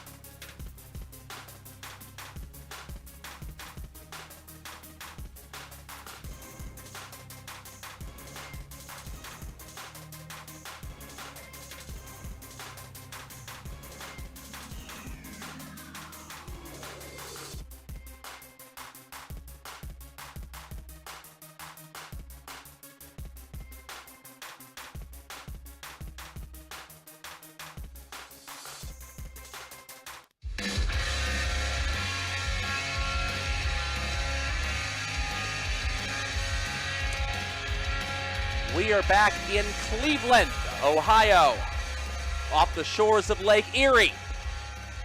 And I am glad to say we have kind of cleaned up our technical difficulties. With the glare? We turned off all the lights inside the press box. So now we really won't know the names of any players, Now but we you won't can't see our ugly faces, which is good. Well, at least my bald head won't be shining on the screen for everybody to see. But, yes, it's a picturesque night up in Cleveland. We're just below Lake Erie. We got a little spot and looked at it on the way over in our last, 15 minutes of our journey. Where's the lake? Where's the lake? Right there alongside I-90. And I'm telling you, we almost were far away. We can spit in it. It was pretty. I-90 runs a few different spots along Lake Erie. I know there's a spot by Erie, Pennsylvania, going up toward Buffalo, where you can see the lake really, really well from the interstate. Not often you see that on the interstate highways. Well, I just shake my head because, folks, Joel, he was a truck driver. 3.5 years. So he knows a little bit about anything. I number, I-90. Oh, no, Dad, that's I-70. It doesn't go up that far north, et cetera, et cetera. But let's talk playoff. Well, hang on. I got a text message from Danny Vogt, who's listening in right now. Oh, Danny. And Danny Vogt says, we're going to give this one to you because I already know the answer. Oh, Lord. All right, Dad, this should hopefully be a very easy trivia question for you. We'll see. All right, here it is. Dental trivia from Danny Vogt. Oh, dental trivia. Dr. Danny Vogt says, there are only 2 dental schools in the entire state of Ohio. One is Case Western Reserve University. And What's the other one? It's got to be the Ohio State Hey, University. he gets it right. The first scoreboard stumper of the year. Neil Sackenheim nails that one out of the park. Of course, Dr. Dan Vogt is an alum of the Ohio State University Dental School. I guess I won a free teeth cleaning or something like that. I've been telling you, go see Dr. Danny Vogt. He's over in Loveland. He's a wonderful dentist. Does a great job. You can talk football the entire time, and he knows what you're saying when you're full of Novocaine and say, "Oh, here's the pressure." See, Joel tells me, folks, to be impartial. Not to say we need, but then he gives Dan free advertising. Oh, yeah, definitely. That bum stayed back in Hamilton and Fairfield area tonight, didn't even bother to come up to Cleveland with us, and we're giving him free advertisement. And listen folks, to that. You can all write Dan in disgust if you wish, because I know you were stuck with me for the night. Oh, my goodness. But I did join Joel and Dan last year for maybe a couple of games. We did the Ross and CJ playoff game together in the pouring rain at Robinson Field. That was a cold night, wasn't it? We were huddled up under the tent there, but No, I was just there for comic relief. Joel is really an expert on high school football, and I learned a lot of football from Joel and learning NFL football. I love NFL, watching it, and I am aware there are differences in some of the rules in high school, but it carries quite a way. It's just that you don't know the names. I'm going to be 64 next week. 64 years old. I want to shout out to AJ. AJ Sackenheim He's on the Baden roster. Yep. What number is he, Let's Joel? see here. AJ is number 22. He's 5'10", 165 pounds, a junior defensive back. Junior already. My goodness, they grow up so fast. Stephen Marsh's grandson. Yep. Yeah, Steve Sackenheim from Matandy Steel. I know Matandy does a lot of good work supporting Baden athletics. Yeah. Baden class of 71. We were talking about Mr. Nick Teen, who was 56. I'm class of 76. And I was Baden class of 03. 03. Seems so long ago. My goodness. Just celebrated in May my 8th grade 50th anniversary of grade school, right? And I hadn't seen those folks, many of them, since the 8th grade. Well, typically high school reunion gets the much greater celebration, whatever, but 50-year grade school reunion. Well, it was shout out to Diane Harris. I know she's not on watching this, but classmate who started the idea, and it caught some fire and organized it. And hopefully now we're hoping maybe every 5 years. It'd be kind of cool. Speaking of class of 2003, shout out to my old high school classmate Mike Ryan, who is listening in right now. We thank everybody who's listening in at home. Right now we've got 131 viewers. Listen to our ugly mugs pointing a camera at the Case Western Reserve football field and talking a little high school football, a little life, a little bit of everything else as we wait for the second half, 15 minutes away from the teams leaving the locker rooms. All right, playoff points. Now, for those of you that have followed me often, and obviously I'm on WMOH a lot of times talking playoff points, the second level points, the way this works, is that you get points for beating teams and for having those teams win more games. So we're going to pull up Division 1 right now. It's sort of a Division 1 Region 4. Sorry, Villa Angela St. Joseph fans. We've got a lot of southwestern Ohio that we need to talk about right now.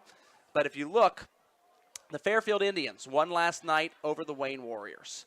And so Fairfield is right now sitting atop Division 1 as the only team that is 1-0. Walnut Hills there is the only team that was 0-1 after losing to Withrow last night. But if you look at it, all of the other teams that win will have been given some points. 6.5 if you beat one of these teams in blue, which is a Division 1 school.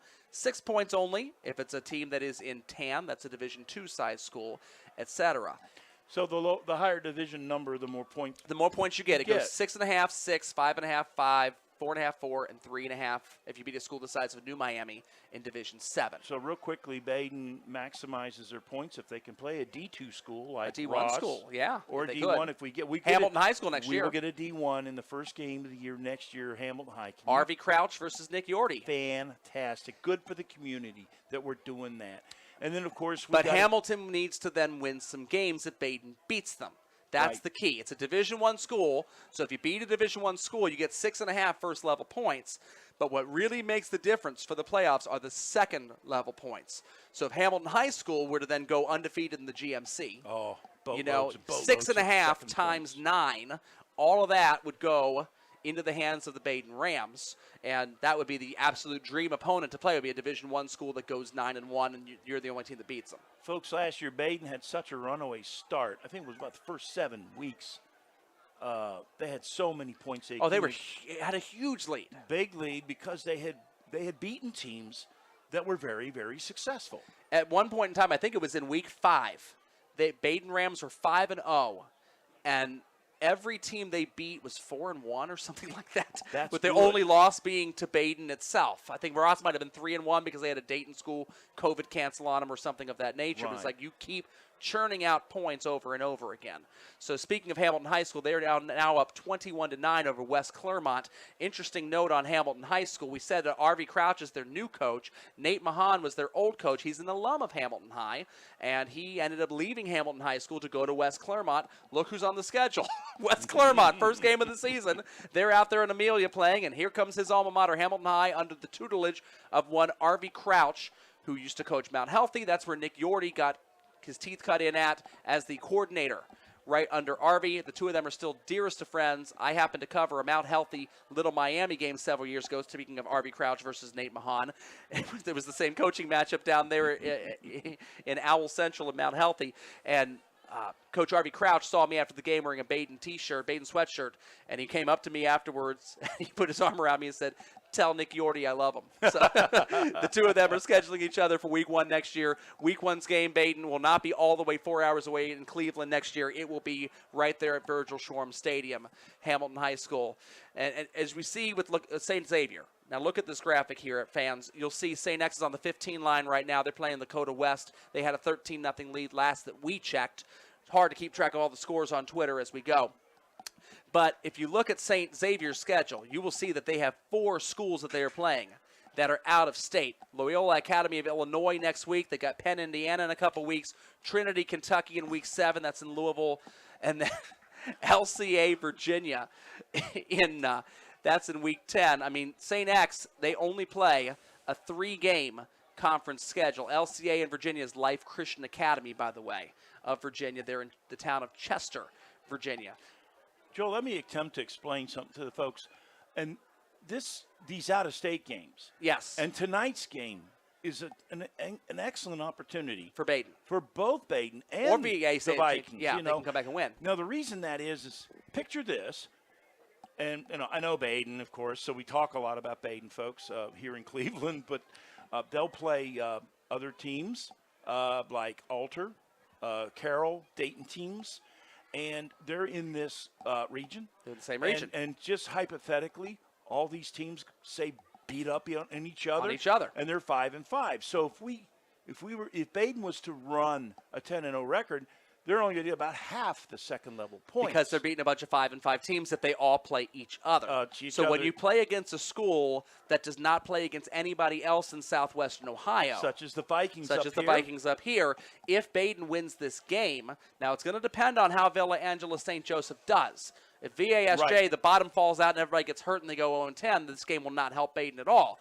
But if Villa Angela St. Joseph goes on a run, Coach Rotsky comes back in Week 3 and they run the table, and they go 9-1, all of those points go into Baden's second-level points column.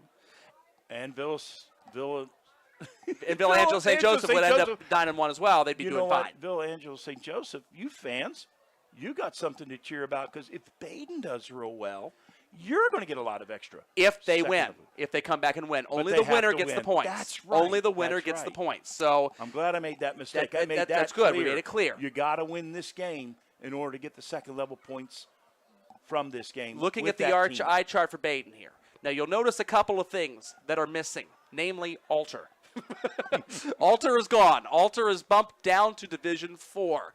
It gets better, Baden Rams fans. Fenwick gets bumped down to Division 4. St. Mary's Memorial gets bumped down to Division 4. Those are 3 strong opponents that Baden normally has to deal with. 2 of them they'll still see in the conference, in the GCL, Alter and Fenwick. But that is not something that you're going to have to deal with fighting with them for a playoff seeding. You're not going to have to deal with fighting against them, seeing Alter in your playoff bracket maybe coming up and biting you like they did in 2019. Or excuse me, 2020 during the COVID season. Alter won that playoff game. And if you beat them, you only get about a half point less, right? Only a half a point less only. They were a division lower Division than 4, so they'd be division. worth 5 first-level points instead of 5.5. You'll also notice that Ross is out of this region. Ross has gotten bumped up to Division 2. And the Rams are going to have the Ross Rams are going to have all kinds of problems because they also failed to pass their levy recently, so their kids are doing like a $800 pay-to-play type of thing. It's going to hurt their numbers at Robinson Field. And so Ross now has to deal with Edgewood as well as teams like Winton Woods and LaSalle. So when you think about it, the short game or the long game, like golf, Baden beats Ross. Yep. Hey, you get good extra points. That's first correct. level, but second level probably won't be well, so good. Here's the thing, though. We'll see if Ross is able to still win their games. See if Ross's schedule has not changed. They're just Division 2. Oh, well, that's so good. They're playing the same schedule. It's just that they're going to have more teams to fight against, like LaSalle and Winton Woods fighting for playoff positioning. That's not going to be nearly so easy, having to fight against some of those powerhouses. You've got Kings and Anderson. Well, let me pull up Division 2 right now, and you can see exactly what we're talking about here. there's a lot of really good teams here. You see Withrow won their first game against Walnut Hills last night. More on that from a Baden perspective here in a second. But Harrison's in there, Kings, LaSalle. There's some very strong opponents. Sydney has been good from time to time. Stebbins is up right now. Even Troy has had some very good years in recent memory. Turpin has been very good in the past. So a lot of challenging teams for Rostad to fight against for seeding. You might play the same exact schedule.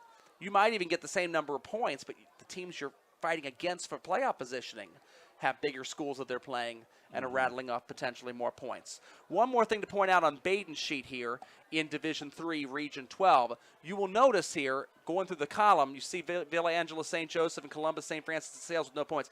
Withrow's got 6.5 already because they won last night at Walnut Hills. So if Baden beats them in Week 3, Withrow is already worth 6.5 second-level points and maybe more if they win in Week 2. You'll notice also that Carroll is worth 5 second-level points after they beat Ponitz Tech last night on Thursday Night Football. And so, again, that's one opponent that's already worth some points. The other teams that are on the schedule, if they're able to win games, those numbers will jump up from 0 to something else for the Baden Rams. If you are here in the Cleveland area, Villa Angela, St. Joseph, the one and only time you will see this all year, there are 29 schools in Division III, Region 9. As you see, Cheney and Youngstown Ursuline both won last night. They're already 1 and 2 on this list with a bunch of teams still left to play. But there are some real tricky opponents here for Villa Angela St. Joseph. You see Chardon there on the number 8 line. Who beat Baden last year. Who beat Baden in the state final. Chardon is playing Olmsted Falls tonight. They've got Camden, New Jersey, and First Baptist Academy of Florida the next 2 games. Florida. Talk about Nick Yorty. Nobody wants to play us. Look at Chardon. Nobody wants to play them either.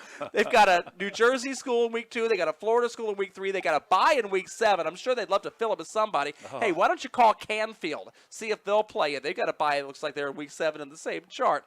My goodness. But Cuyahoga Valley Christian Academy's in the Collinwood. Oh, Collinwood Railroaders. They're on the 12 line right here. Collinwood has a bye tonight, you see. They were supposed to play Akron North.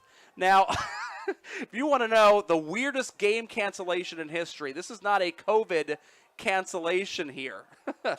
The Collinwood Railroaders canceled their game against Akron North tonight due to supply chain issues of having not enough football helmets. So the Railroaders unable to field a team because they don't have the helmets tonight. Thus, they have a bye. You'll notice that affects Villa Angela St. Joseph's divide, so they're down to 9.9 as Collinwood has the bye. Hopefully, they're able to play against Independence next week. I don't know how quickly the football helmets will come in and allow them to play.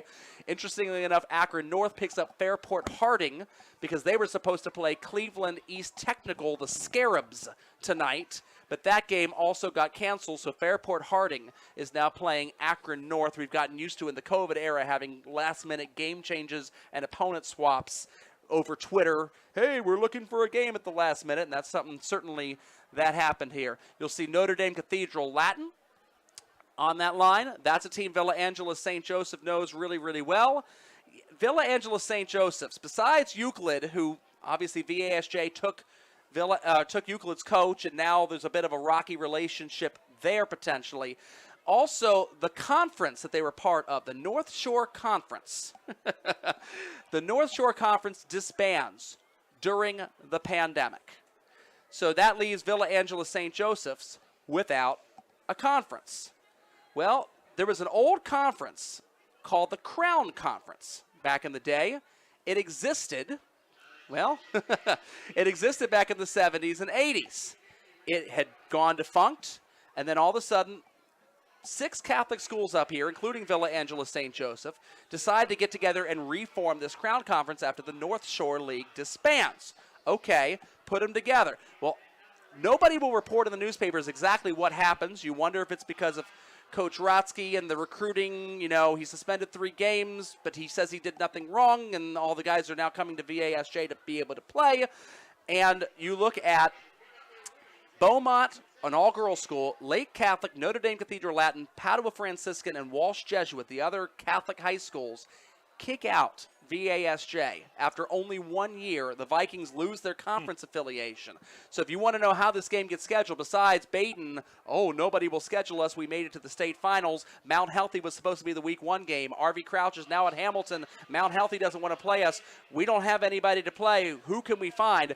Villa Angela St. Joseph loses their entire conference affiliation after last season, after only 1 year in the Crown Conference. And looking at their schedule, only Lake Catholic of those 4 other teams in that conference has scheduled them as a non-conference game. Villa Angela St. Joseph is braving this alone as a Division III independent, and that's why you see their schedule all over the place. With Cleveland JFK next week and Youngstown East, they play a team from Wheeling Park, West Virginia in week 4. They're just looking to schedule anybody they possibly can. We'll see if Collinwood in week 6 has their football helmets for Villa Angela to be able to play them so far. Looking at a few other regions, Division 4 right now, this is Alter, where they fell down to. In Fenwick, they fell down there. Roger Bacon has been pulled up there. Alter loses last night to Kettering Fairmont. So no points there. That's the big public school versus Catholic school in Kettering, Ohio. They always play each other in week 1 every single year. The score of that game was not particularly close. It looks like Alter ended up losing that game 31-7 to the Fairmont Firebirds at Roush Stadium last night up in Kettering. Carroll, as we said, beat Ponitz Tech 25-19. That could give Baden some second-level points when they play Carroll, if they would win that game. Taft beat Roger Bacon last night 32-0. Roger Bacon is still a non-conference team on Baden's schedule. They're in Division 4 now, so they go to the Miami Valley Conference. They get out of the GCL. They're hoping that they'll be able to play against easier competition, and now their enrollment goes up or their competitive balance goes up. They get bumped up to Division 4, and now Alter is in their playoff path again. I think that happened to, here I go again with Villa Angela St. Joseph. They got bumped up. They were a Division 4 school as well. And they got bumped up because of the competitive balance. They get bumped up. The OHSAA trying to find some compromise to make Catholic school and public school on a little more of an even playing field. It's still not going to work for St. Xavier and Lakota West that are Division 1. You can't pull St. X up any higher than Division 1. They're already up there. Top. There's nowhere else to go. Coach Bolden is going to have to deal with Coach Speck for a long time up there in Division 1. But Baden gets burned pretty badly by competitive balance. What they do is they categorize your school in terms of male enrollment. And I would imagine both Baden and Villa Angela St. Joseph would be naturally a Division 4 sized school. Then they calculate how many out-of-district students you have. They have a mathematical formula. You can't be pulled up or down any more than 1 division. So Baden, no matter how big that number is, can't be pulled up higher than Division 3 unless their male enrollment is actually a Division 3 size. Baden gets particularly beat up by this because of you have to declare 1 public school district as your, quote, home district if you're a private school. So Baden picks Hamilton Public Schools, Hamilton City School District, which makes sense. Sacred Heart in Fairfield, any Sacred Heart student that goes to Baden gets counted as an out-of-district, even though obviously Sacred Heart is a feeder school for Baden, but they get penalized in competitive balance for that, as well as some of the Queen of Peace students that go to Talawanda School District or that live in the Ross School District. That also counts against Baden because Baden has to claim only 1, and it's because of the geography of the situation, Baden will get victimized more than a lot of other schools by that. Villa Angela St. Joseph going to play a Division 3 schedule this year, or at least Division 3 playoffs. It's going to be a little bit rough. So looking at a few of the other regions here, Madison is in Division 5. They went 0-10 last year. They did lose 4 of the top 5 schools in their region. Got booted out to a different region. Versailles goes down. CHCA is out. Taft and Roger Bacon both go up to Division 4. So Madison at least gets a friendlier draw with the region if they can get their program back in order to where they were a few years ago when they were in the state semifinals. Division 7, that's New Miami. And New Miami, we got some pretty good news for you. The top 3 schools from your region have been bumped up to Division 6. That would be Portsmouth Notre Dame, the Tri-Village Patriots, and of course, every year it seems in the state finals, the Marion Local Flyers. Marion Local, I believe we saw this last year, Dad. They were at one point in time 133-10 in their last 10 years or something like that. I mean, it's incredible how good of a football program Marion Local is. They have been moved up to Division 6. Won't they be surprised up here in the northeast area of the state? Kirtland The Kirtland Yellow Jackets are Division 5. They're always in the state finals every single year, it seems.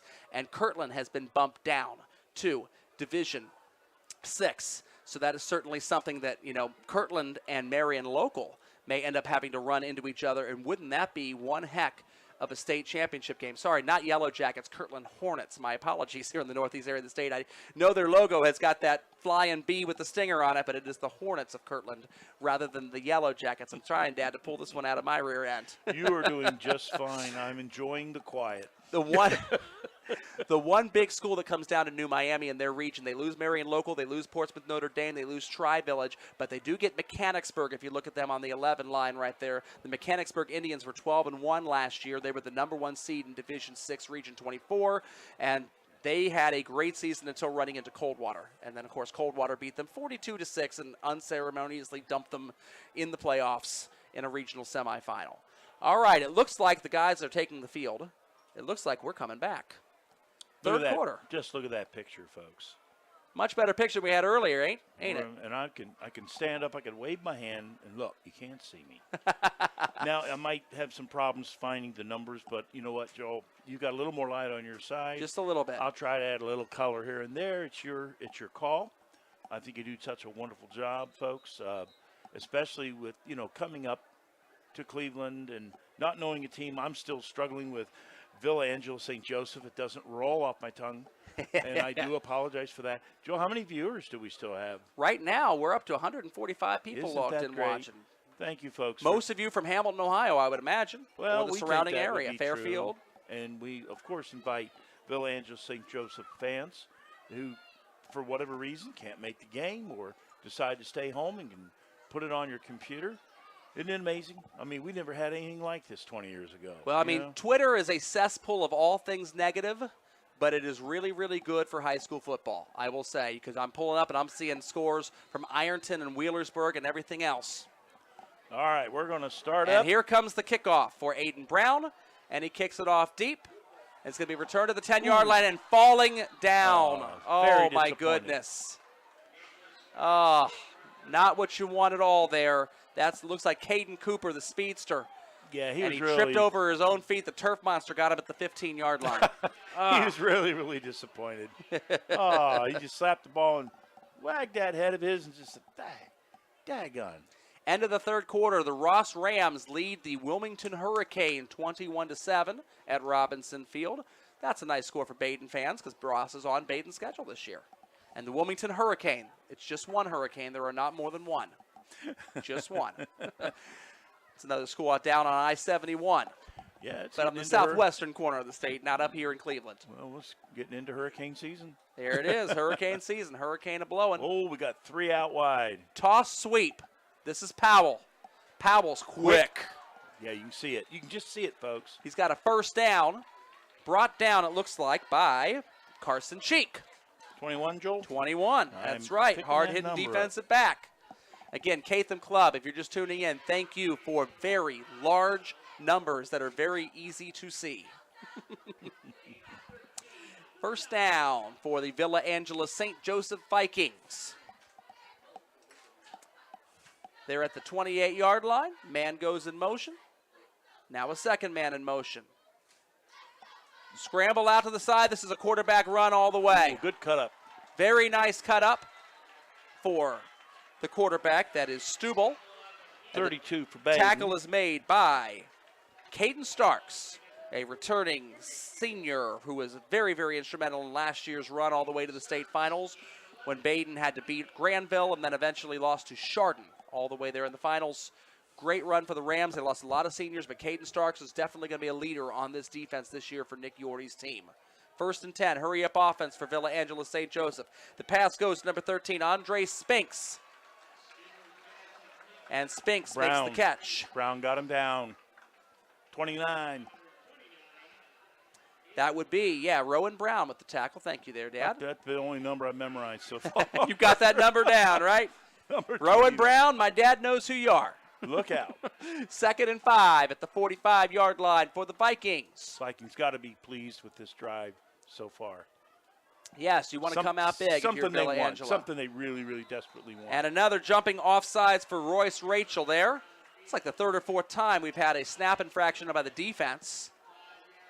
And it's typically been the defensive tackle looking right there at the ball. That's going to be enough for a 1st and 10. Yep. Yeah, automatic first down. Well, not automatic first down, but it's 5 yards, and that will give them a first down, certainly. They're rolling at midfield now. Monroe Hornets lead Talawanda 29-3. Chris Vogt, I'm told, at that game, listening into ours and watching the Hornets lead the Brave. Just one Brave. Just like it's just one Hurricane for Wilmington, there's just one Brave left for Talawanda. 1st and 10 for Villa Angela St. Joseph. The handoff goes up the middle to Bo Jackson. He's powering. He's powering down. Yep. Look at him churn his legs. Did about 10 yards right there. About to say, About 9.5. We'll see. They're Will they rolling spot him? forward. They are going to give him 10. Yep, 10. Generous spot from the officials. I thought he might have had 9.5, but a great run for Bo Jackson nonetheless. And he always nice when you see a running back fall forward instead of fall backwards. I'm sure Bo knows. Cue the Tecmo music, right? 1st and 10 for the Vikings. This might be their best drive of the game. Quick hitch pass. Back pass, yes. That is thrown to Andre Spinks. And you notice the Baden Rams are giving a lot of cushion. A flag thrown in the middle of the field. There's a Villa Angela St. Joseph Viking without a helmet on. That's 77. Yeah, Brandon Johnson standing out there without a helmet. I don't know if the helmet fell off on its own or was pulled off by a Baden defender. But the flag was thrown as the helmet rolled on the ground. And we have a personal foul on Villa Angela St. Joseph. Huh. So the Rams defensive line clapping and cheering and applauding that news. They're very happy to see that. Back to the what? If they 47? call that post play, then they're going to count the down. It becomes 2nd and 8, and then add the 15 yards to make it 2nd and 23. We'll see how they handle this. About the 47, 48-yard line. Personal on the foul. Other side. Vikings. And they're marking it back. Yeah. They're marking it back quite a ways. 47, 48. 48-yard line. Yep. And it is still first down. Actually did some math there. So they're not counting the down, Dad. It's first down and 10, not 10. First and about 22 for the Vikings. Pull back for Screen pass into the arms of Powell, number 32, formerly number 21 on your roster. He is met by the punter, Reese Anzalone, who's also playing defense out there. Wonderful pursuit. He scooped him right up. He did. Maybe Baden, sorry about the picture, folks. Maybe Baden's made some adjustments defensively to match up on speed because he's pretty quick. He's very fast, and you can get him out in space, and that's certainly something that the Baden Rams need to be aware of. Obviously, your playbook is a little different when you're dealing with 1st and 22. 2nd down and about 19 now for the Vikings. And this is going to be thrown out wide into the hands and just beyond the hands of Cooper. That should have been caught. Yeah, a little high, but off the fingers. Not too much Cooper could have pepper. come down with it. Not too much pepper. I think he turned to run. Yep, and Baden defense was definitely closing in there. Definitely closing in there. Okay, that hurt. They got to get they're going to need about 10 yards here to get the drive to sustain, but nope. Butler I County. got my downs wrong. It's a third down. It's third already. down and 19. Yep. Yeah. Butler County score back down at the Hawks Nest off of I-75 down there on Liberty Township. Lakota East has just scored a touchdown from 3 yards out. Centerville Elks blocked the extra point, and so Centerville has a 9-6 lead. 7:33 left to go in the fourth quarter of that game. They got that game started at 7 p.m. rather than 7:30, where this one helped in Cleveland started. 28-0 St. Francis de Sales leads Tri-Valley late in the third quarter there in Columbus. 3rd and 19. Here's the snap. Quick pass. It's a catch, but it's not going to do you a whole lot of good. No, he caught it on the ground, number 3. Brian Kordovich. Yep. It's a catch. I guess you're going to go for it on 4th down. You are down by 17 points. You're in the third quarter. You are across midfield. Well, no, maybe not. Looks like Coach Lemons has reconsidered his original thought, and the punting unit is now coming onto the field. So you question the wisdom, I guess, of a pass that's going to be that short. It's not going to do you a whole lot of good. Well, it was dead on arrival. Dead on arrival. He was laying down when he caught it. It was a good catch. It was a good catch. But he was sitting on his keister when he caught it. Fenwick leading Franklin in the third quarter, 16-14. It's another score of a team that Baden is playing later on this year, the Fenwick Falcons. Folks, good punt, but maybe too good. Punter. Yeah. Oh, it bounced on the one. It bounces sideways. It rolls dead. recovery. That is unflippin' believable. Oh, what a punt. Oh, what a punt. Looking for that punter. Kylan Stuball looked like he downed the ball. Aiden Staunton was the one. And look, you can't see it on the screen. You didn't have him on the 50-yard line. He's back there with his coach at the 50-yard line. He made a little golf chipping motion with his hands. That's exactly what happened. That ball landed on the one, chipped sideways, and then just rolled dead at the 2-yard line. Fantastic punt for Staunton. And the Baden Rams now start this drive. Finally, says Villa Angela St. Joseph, Baden has bad field position. Yeah. It took them all game to get to that point. Let's see, Joel. You think we're 2-yard going line. to run the ball? See, they'll be prepared for that. Well, it looks like Braden Moore is going to take the snap here, so this is going to be an all-out run. Braden's going to take it, duck up. That was a great move. It by was him. a great move. Villa Angela St. Joseph was going to snuff that one out on his pursuit. He was caught on the goal line. Talk about dead on arrival. And that switchback saved the goal line. Saved 2 points and saved the possession for now. Absolutely. 2nd down and 8, but a great play. Probably the best 2-yard run you'll ever see for Braden It was Moore. interesting because almost like he was prepared for that. He saw it. He You read know, it. he just quickly went to his right and escaped big-time harm. Well, when you see Ritzy not back there behind the center, it's definitely a giveaway that we're going to be seeing a running play of some sort for Baden, unless they've got some trick up their sleeve like they had with Jack Walsh with the halfback pass Here they're going to do it again. last year. This is Braden Moore again, With a sweep to sweep. the other side of the field. He's going to Pretty tuck it good. up. Again, wide receiver power. And he's going to be just beyond the 10-yard line. So Baden's going to have a 3rd and short. They will have a chance to convert this. Take a little breathing room now. Yeah, that was very important, that run. Absolutely. I'd give it to Braden again. See if he can get the first down. Finish it. Tell everybody what you want to do. Then reset. And then see what you can do. Absolutely. Score that does not affect Baden's schedule, but does affect the team in Baden's region. Tippecanoe leads Bellbrook 14-10. 4:29 left to go in that game up there in the Dayton area. So here we go. 3rd down and looks like a generous spot for the Rams. 3rd and 1, maybe 1.5. And it looks like Ritzy is back there now, the quarterback. He's got Russo. He hands it to Russo. And Russo's going to be gobbled up in the backfield. He is going to be short, and I cannot imagine that Yordi would want to go for this in this field position. This is going to be a punt. No. Major victory by the Vikings.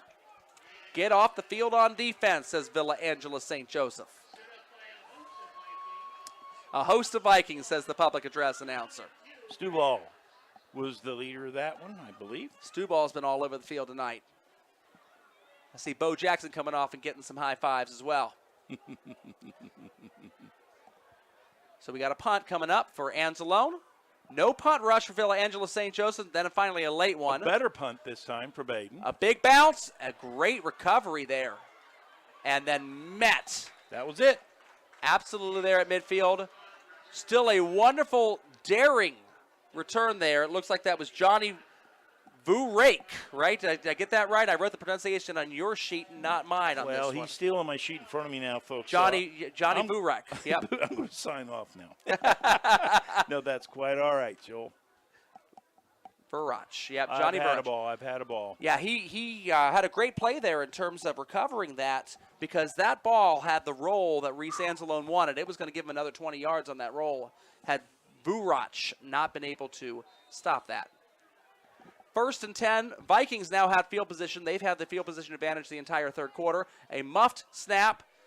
Broken play. This is not going to end well. Stuball needs to throw this away. And he does. And he does. He just barely throws it away. Past the diving arms of Rowan Brown. He threw that as far as he could out of bounds, and Rowan Brown still nearly came down with that ball. It's funny, he threw it upfield so far. Right. Interesting. It landed outside the 30. And, yeah, I mean, we had a chance to snare the ball. Defense had a chance to snare the ball, but we would have caught it out of bounds. Would have been caught out of bounds. Baden would have caught it out of bounds. There you go. Marty Brenneman, technique of announcing. I love it. I know. It's hard to have it to break, isn't it, Dad? I'm working on it, folks. Yeah. The less said, the better. I know the NFL rule is it's got to get past the line of scrimmage and he's got to be outside the pocket. I don't know if that same rule applies in high school, but he certainly looked like Stuball was making sure he was outside the pocket, and he threw that thing very far downfield, showing off that It reminded me of arm. Texas Colt McCoy. Yeah. He threw a real long one. It was like forever up in the air. And it went out of bounds, the clock yeah. was running out. Oh, Up there the middle. We got a sack. Sioux Ball gets rid of the ball. They did. He does have an eligible receiver in the area. That was Kyan Cooper, the eligible receiver in the area. Baden wanted a sack. They wanted to see if his knee was down. Drew Enninger, I wanted to give him the sack because I thought he got down on the ground. It was very, very close. And I'll tell you what, Drew Enninger has had a very, very nice game. He has been draped all over Kylan Stuball. Stuball's going to come into work tomorrow, and they're going to say, nice clothing. What do you call it? He says, I call it a Drew Enninger. I've been wearing them all night. 3rd and 10. Drew Enninger fashions. That's right, the pride of Queen of Peace. Here we go. Oh, a sideline. And a quick little scat pass. I think he got the first down. Looks like that's Cooper with the catch there. And They're gonna give it yes, to him. he does have enough of the first down. Forward progress out to the 40-yard line. Very nice little play there for the Vikings. And Villa Angela St. Joseph. Again, they've run a lot of plays in Baden territory this 3rd quarter. Moving the ball quite effectively. Yeah, that was Cooper with the nice little catch and run for the first down for the Vikings. No. Villa Angela St. Joseph. There you go. Yeah. Practicing VASJ, right? Villa Angela St. Joseph. Marion Local continues their winning streak, beating Wapakoneta 21-7 tonight. That game goes final over the Redskins. Cross-buck pass. Took a long time. Into the flat. That's again Cooper. And Cooper driven out of bounds. That's Nate Ostendorf on the tackle. Oh, sorry, that's not Cooper. That's number 8. That's 8. Devin Hendricks. 5'9", 240. He's a bowling ball out there. I thought he was going to join the track team. He's heading for the first lane. He was heading on for the first track. lane. I've never seen anybody run that far beyond. He looks more like a shot putter, though, in his build. Field. Yeah. 2nd down and 3. Vikes rolling. Fumbled snap and Stuball drops it. We have the fumble. Stuball drops it, and Baden is going to have the ball. That is going to be recovered by Jackson Martin of the Rams.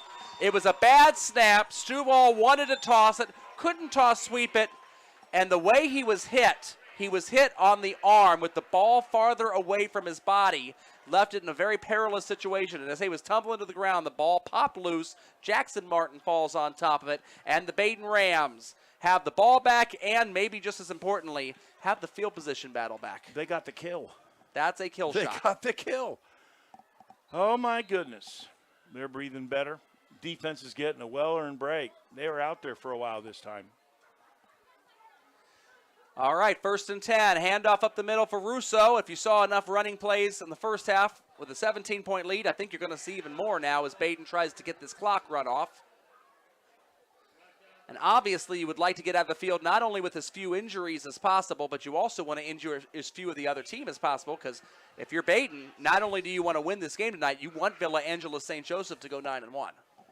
You want them beating Cleveland JFK next week and then having Coach Rotsky come back against East the week afterwards and bring it on.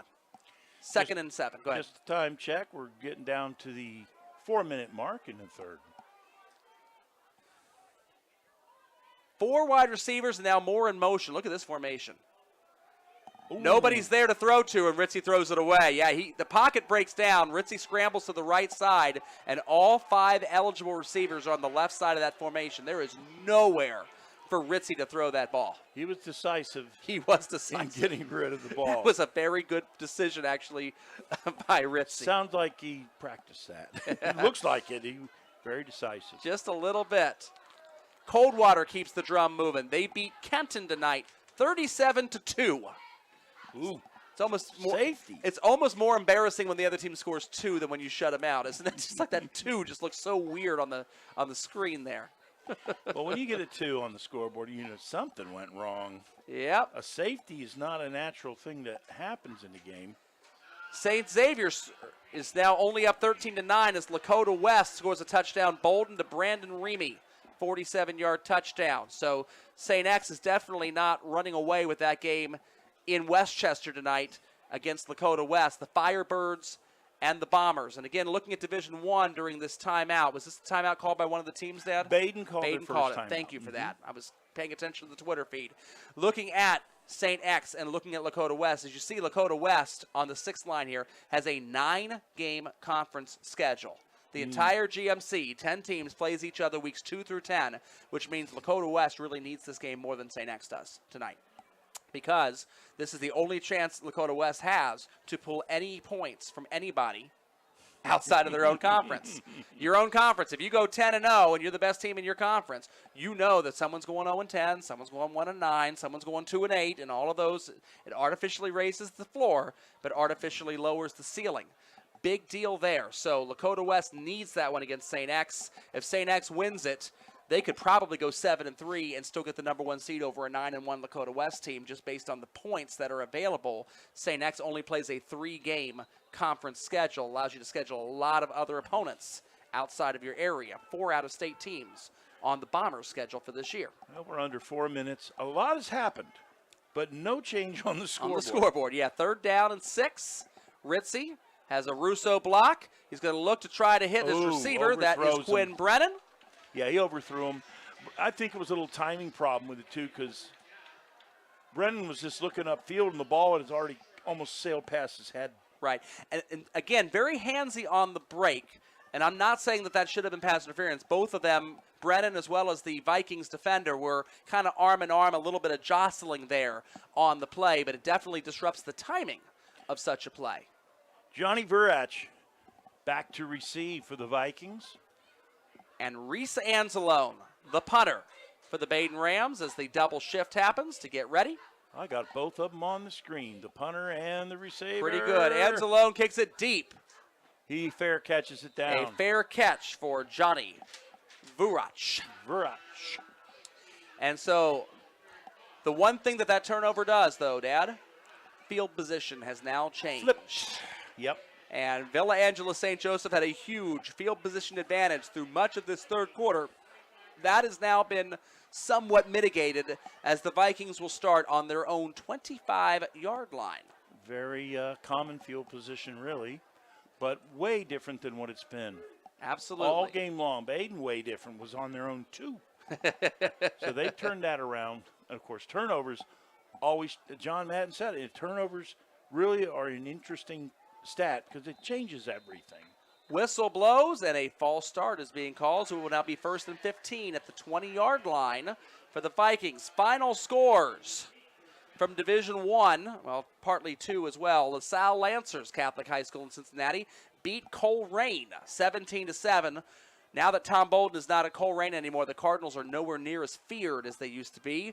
Springboro Panthers back down in Division I Region 4. They beat Lebanon, their arch rival, 21-19 to go 1-0 tonight. These are Butler County high school scores. Anyone from Cleveland watching tonight? Of course, this is the Butler County High School Sports, where Bo Jackson runs the ball. It's going to go out of bounds. Hits there by Ettinger, as well as Rowan Brown. We'll see if we can get you anything to help you out here for the Villa Angela St. Joseph crowd here. Villa Angela St. Joseph. I'm starting to really like that name. It's a good name. It's All Saints almost. Kind of, sort of. The Okay. throw goes Perfect to timing. Andre Spinks. Spinks is met and wrapped up by Brown right away. Yes, Villa Angela St. Joseph is the combined name. It is Villa Angela High School, the Skylarks, the all-girls high school. Mm-hmm. And in the 80s, I guess it was, maybe early 90s, merges with St. Joseph High School, which is where the Golics went and Elvis Gerbach. It was a very, very much of a powerhouse. Mm-hmm. We got 3 out. 3rd down and 6. It's going to be a run. Quarterback run, and there is no room there. Contained by Baden. Nate Ostendorf was the one that made the first contact and drove him. Kylan Stuball with nowhere to go, and the Vikings are going to have to punt. Here's a score that's not going to be friendly for you Vikings fans. Smithville leads Cleveland Central Catholic 28-0. Cleveland Central Catholic is a team on Villa Angela St. Joseph's schedule in Week 5. The Ironmen of CCC. 4th down and 15 for the Vikings. And we're down to 2 minutes in the 3rd. Look where Baden is. Midfield to receive the ball. Talk about field position. Absolutely. You've got Carson Cheek and Braden Moore. Here's the punt. But he's Not as good as his other And a punch. fair catch. Oh, that was a muff by punt. Cheek. He muffs it, but He recovers got it. And so Baden will have the ball with starting field position across midfield. The turnover changes the field position. At the Viking 45. Here's a halftime score for you. This is from Region 9. This is from Villa Angela St. Joseph Region, but not a team on the schedule. The Cuyahoga Valley Christian Academy leads the Quakers of New Philadelphia at halftime 2-0. One of those things you clap your hands above your head. Villa Angela St. Joseph's last opponent for the season is Worcester. They lead Oroville 20-0 at the half. Okay.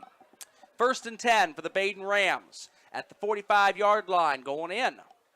1:37 left to go in the third quarter. The handoff goes to Russo up the middle. And at this point in time, Baden would love to just keep the score at 20-3 and play the field position game the rest of the way if they can. Nice tackle by Devin Hendricks. For the Vikings, he wrapped him up nicely. Number 8. Only a 1-yard gain. 5'9", 240-pound bowling ball, Hendricks. 2nd and 9. And Baden is already looking kind of at the clock, trying to figure out if they can just run 2 more plays here before the end of the quarter.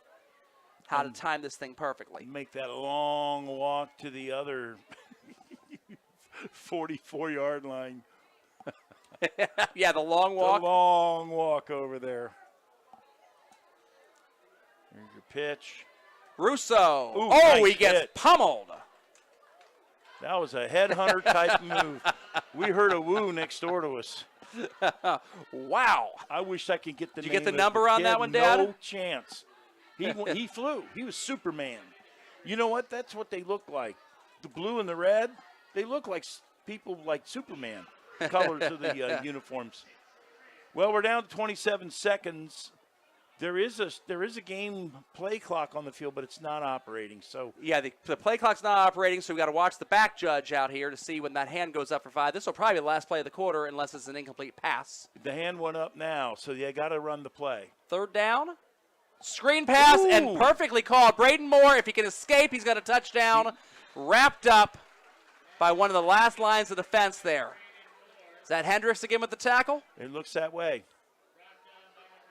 No, number 9, not number 8. That's Caleb Sherman. We want to give credit where it's due, Villa Angela St. Joseph.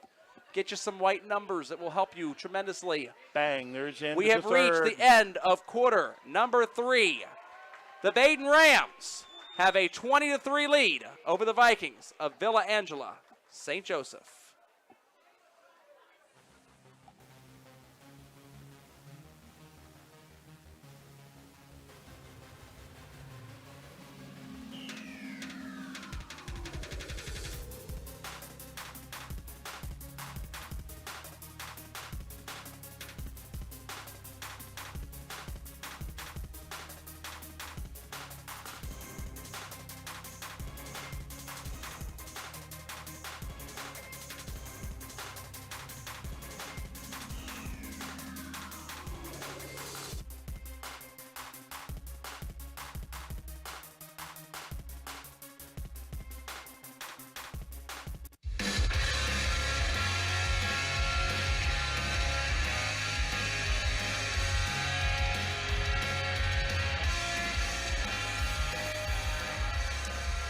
Scoreboard update. Game has gone final. This is another Villa Angela St. Joseph opponent. They play Bishop Hartley later on this year. They're playing people all over the place, right? Columbus, Bishop Hartley. Why not? Schedule them too as an independent. Bishop Hartley falls to the Golden Eagles of Big Walnut in Sunbury, Ohio tonight. Big Walnut comes up with a 35-7 victory over the Hawks of Columbus. Bishop Hartley. Still 13-9 in Westchester. St. Xavier leading Lakota West. 28 seconds left to go in that game. Yes, thank you, Dad. We got to change this to fourth quarter, and I also realize we haven't changed the timeouts yet. Baden has used one timeout. this half. I don't think any. Villa Angela has not used any this half. Oh, I stepped on my cord there. Okay. So we're back. Fourth quarter. 29-yard line and a pre-snap penalty, and it's another jumping off sides. This one against the Vikings. Well, they didn't want to be left out. No. Final score Oh, no. They did not. No, yeah, it's on the Vikings, yeah. They've had a few of those as well tonight. Yeah, they're on defense, Dan. I'm shaking off the rust, Joel. First and shaking 5. off the rust. Final score at Lakota East. Centerville knocks off the Thunderhawks of Lakota East tonight, 9-6 for the Elks. Not bad when you can score 9 points and get a victory. I think Yordi would be okay with that a lot of weeks too, probably. Defense, defense, and more defense. Baden defense has only given up 3 points so far. Here we go. Handoff to Russo. Around the outside. Great pickup He's tackled. tackle. And Russo's only going to get about a yard. 45 on the That's Elder. Little Angel. Eric Elder. 13 seconds left to go, and Lakota West has scored a touchdown. And so the Firebirds lead the St. Xavier Bombers 16-13 late in Westchester. That's on WMOH right now. Great game apparently there. Only 13 seconds left to go in that one. Moeller gets a win over Massillon, 42-31. So it looks like that the Baden Rams are not the only ones traveling 4 hours to play a game. Massillon, Washington. Hand off to Russo, trying to stretch it out. He's going to be a few yards short. It's not going to quite work. Still third down, though. Not bad. I'm guessing that's Bo Jackson, but he looks a little too slender. He might be a different number on the tackle. It looks like number 8. No, that looks like 9. Okay, number 9 is Caleb Sherman. Caleb Sherman, yeah. Third down and 4. We said Western Brown earlier does not like to play defense. They average 50 points a game. I've not seen their score yet, but Anderson's another one of those teams doesn't like to play defense. Princeton in the third quarter is leading Anderson 40-30 right now. Oh, Joe, offense is more fun than defense. Says anybody who's ever played Madden, right? Third down and 4. Handoff from Brown keeps it. What can Brown do for you? Brown can get a first down. Brown delivers. Brown delivers. He does deliver. That was a nice pullback. I think he had to have a read on that, wouldn't he, Joel? I don't know if that's a set play, if he has the option of handing it off or keeping it. I don't know. He's running sideline to sideline. That's probably very difficult to make a read doing, running toward a sideline, not forward. So that's right. I think that was probably a design play. Good news for Baden in terms of, again, getting wins from other teams in your schedule. Fenwick now leads Franklin 36-14 tonight. Got 2 minutes left to go in that game. That's a backyard brawl between public and private school there in the Franklin area. Fenwick Falcons going to notch a win tonight. 1st and 10 for the Rams, now inside the red zone. Brown missed the snap count there, Rowan Brown. He took off before it was time to dance. He did. Missed it by that much. There it is. Hamilton High finishes their victory over West Claremont 28-9. Nate Mahan loses to his former players. And Arby Crouch gets his first win as the Hamilton High School head coach. That'll make you feel pretty proud if you're a Nick Yordi fan, knowing that he grew up coaching-wise under the legendary Arby Crouch, now at Hamilton High School. Handoff to Russo up the middle. There he goes. Zigs and zags and works his way into the end zone, and a pancake double-team block behind the play by Drew Vokey and Gavin Schlichter. Two guys just absolutely pancake one of the Villa Angela St. Joseph defensive linemen there. That's a highlight for a lineman. I've said this once before. Zachary Estrelado, number 56, he got the block that sprung it all open. It looked to me like he was the one who really got that play underway. Man, that was a good block. And so we got a whistle blowing here and a flag. Time called by the officials. Let's see what we got here. Dead ball, substitution infraction on Villa Angela St. Joseph. That's going to make the extra point 1 yard shorter. As it looks like Nicholas Warner is out there. But not 1 point less. But not 1 point less, that's right. That might screw him up. They might have done that on purpose, Joel, just to screw up. Just to try to mess with the kicker, momentum? Like, this is too easy. Let's see if he kicks it through. I'm sure. Well, we had mentioned the possibility of I'm maybe. sure Nicholas Warner will kick it right through. He's got a fantastic leg, folks. I'm going to get the screen a little further out to the end zone here, and watch this ball take off. Thump. Look at that it's thing up go. Nice and tall, and it's good for Warner. So the Baden Rams, all cylinders are running. They took the lead at halftime. They took advantage of the turnover right before the half to get the extra points that they wanted. They got a 27-3 lead now, basically stretching this out and squeezing this thing like the anaconda at the end. We're in the fourth quarter, under 10, and he scores 7-0 this half. Yeah. The defense just keeps on clicking. Well, and Baden is perfectly content to play this style. Oh, yeah. To let the defense be the ones to shine. That they're perfectly content to have that happen. Absolutely. Kings lead Sycamore, and actually final now, beats Sycamore. 34-0, shutout for the Kings Knights. Not so bad. Looks like, has DeSales gone final? Columbus St. Francis de Sales, 28-0 over Tri-Valley. I don't see this tweet saying that it's final, but there's no timestamp on it. So, good news still for Baden if they got a 1-0 opponent coming in next week. Their first home game of the season for the Baden Rams. They only have 4 home games this year now. That's it. That's it. This was supposed to be the 5th home game against Mount Healthy. And then when Mount Healthy pulled the plug on the game and said, no, we don't want to play a defending state finalist, and R.V. Crouch is no longer our head coach, so we have no reason to play you. It ends up becoming a road game 4 hours away to Villa Angeles St. Joseph. But it was a nice little drive up, and we're going to enjoy Fuddruckers tomorrow up in the Detroit area for lunch and go to a Tigers game at Comerica Park and then come down and draft a fantasy football team after my sister takes Josh Allen first overall on Sunday. Oh, she's hooked with the fantasy football, folks. Oh, yeah. She's. I'm still holding I've got a out. sister finally that will watch a football game with me. I've only waited 37 years to have a sibling to watch football with me. I'll take it. I just got tired of watching games with me. There's a nice Kickoff kickoff. for Brown, little flubbed, fumble. picked up at the 2. And That's Cooper. Again, field position. Yeah, field position has In been enormous for the favor of Rams. And Villa Angeles St. Joseph is starting this drive inside their own 15, probably around the 12-yard line. Not good. Looks like that's where they're lining up.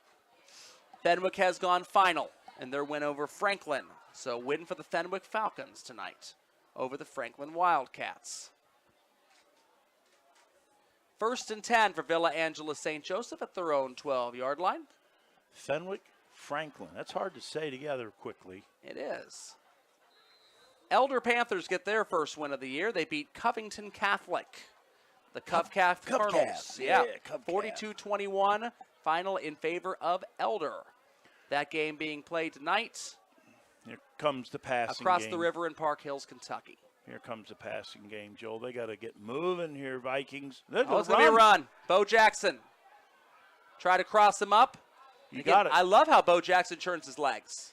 That dude churns his legs. Dig, dig, dig, dig, dig, dig, dig, dig. Right? Dig, dig, dig, dig, dig. That's a Coach Malone thing. I remember watching him coaching off-season indoors.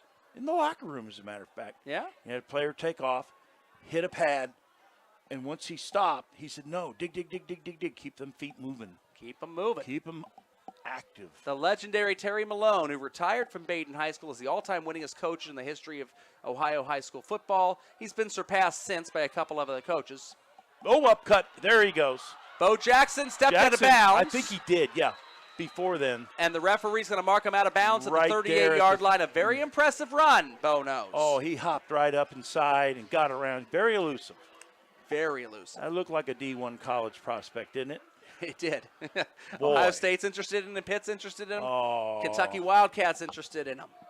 He had a brother that did very well that just graduated from here last Mm-hmm. year as well. Final score from Oxford. Monroe beats Talawanda 35-16. Hornets 1-0. They were the number 2 seed in Baden's region last year. Oh, wow. That throw is going to be intercepted by Braden Moore. And Kylan Stuball wants that throw back. He comes off the field kind of shaking his head like, oh my goodness, I can't believe I just did that. He throws off his back foot. That throw had no chance of being completed. And that is where that sophomore inexperience comes in. You expect by the time he's a junior and a senior, that throw will probably not be attempted. Yeah, it was way too much airtime. You could just see it. It was a floating duck, salad in the air. I guess you could say that was a cupcake. It just You hung know, you and just reached hung up and and hung. here's this cupcake, and Braden snared it. Braden Moore, that's not the one you want trying to catch and complete it pass at the other end if you're Villa Angeles St. Joseph. Braden Moore's got some of the best hands on Baden's team. 1st and 10. Baden again across midfield as they now might be able to put this thing into running clock territory. Well, they're running.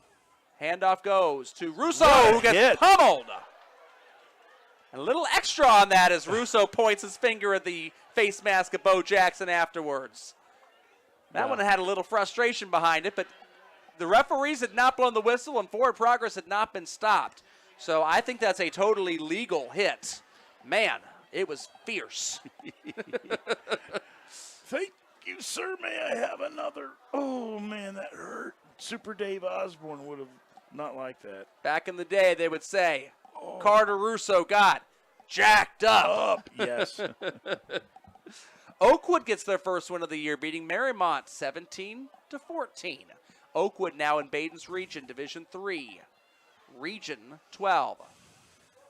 New Miami falls to the Gamble Montessori Gators 36-6 at Mara Field in the Village. Handoff up the middle. This is Yordi now in the game. Russo is now out.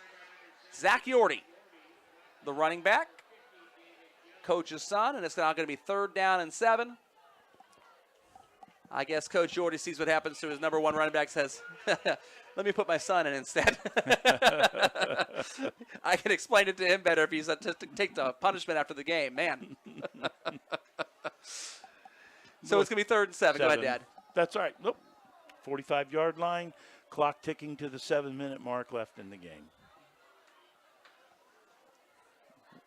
One interesting statistic. Go ahead, Joe. What do you got, Dad? Nope, I don't have it. Oh. No, go ahead. Hand off to Yordi up the middle. He spins, stretches his hands out, and he's going to get a first down. Yeah, he rolled above the ground. He did roll above the ground. 2 yards. No, the statistic I'd like to know is time of possession. I think Baden had a huge difference in time of possession. Here we are. We're rolling clock. They're having the ball. Turnovers obviously have an impact on time of possession, and there were 2 of them this game. So, and I would imagine also the turnovers affecting the game. First half was probably fairly even. Pretty good, yeah. But now the second half, Baden is going to milk this clock for everything they got. Western Brown, what can they do for you? They beat Hillsborough tonight by a final score of 55-0. The average of over 50 points a game is back for the Broncos again. 1st and 10 for the Rams. Man in motion. Handoff to Yordi. The middle. Dig. Churns his legs. Dig. Finally meets enough massive humanity there at the 3rd level. But it's going to be another first down. I believe so, too. He had a lot of forward progress and momentum going. There goes those sticks. Oh, Baden is running like a machine right now. It's taken them 2.5 quarters really to kind of dislodge the Vikings, but now they're at that point. You get to that point where it's like you're now playing uphill, you're now playing downhill. It'd be like a cumulative effect. It is a on cumulative the defense. Effect. You're just out there a lot, and you're still out there, and it's very tough to stop something like this. Well, and it's particularly demoralizing when you can't stop the run. Because what else are they going to do? They're not going to throw the ball at this point in time. They're going to run it down your throat. You know Yordi is probably getting this handoff of the middle, and now it's going to be our guys against your guys, whatever, and you got to be able to dig against this offensive line. And Baden's offensive line is getting a better and better push as this is going on. Yordi. 5 yards tumbles right forward, exactly. These were 2-yard runs in the first half, and now they're 5 yards. Well, there's space. There is.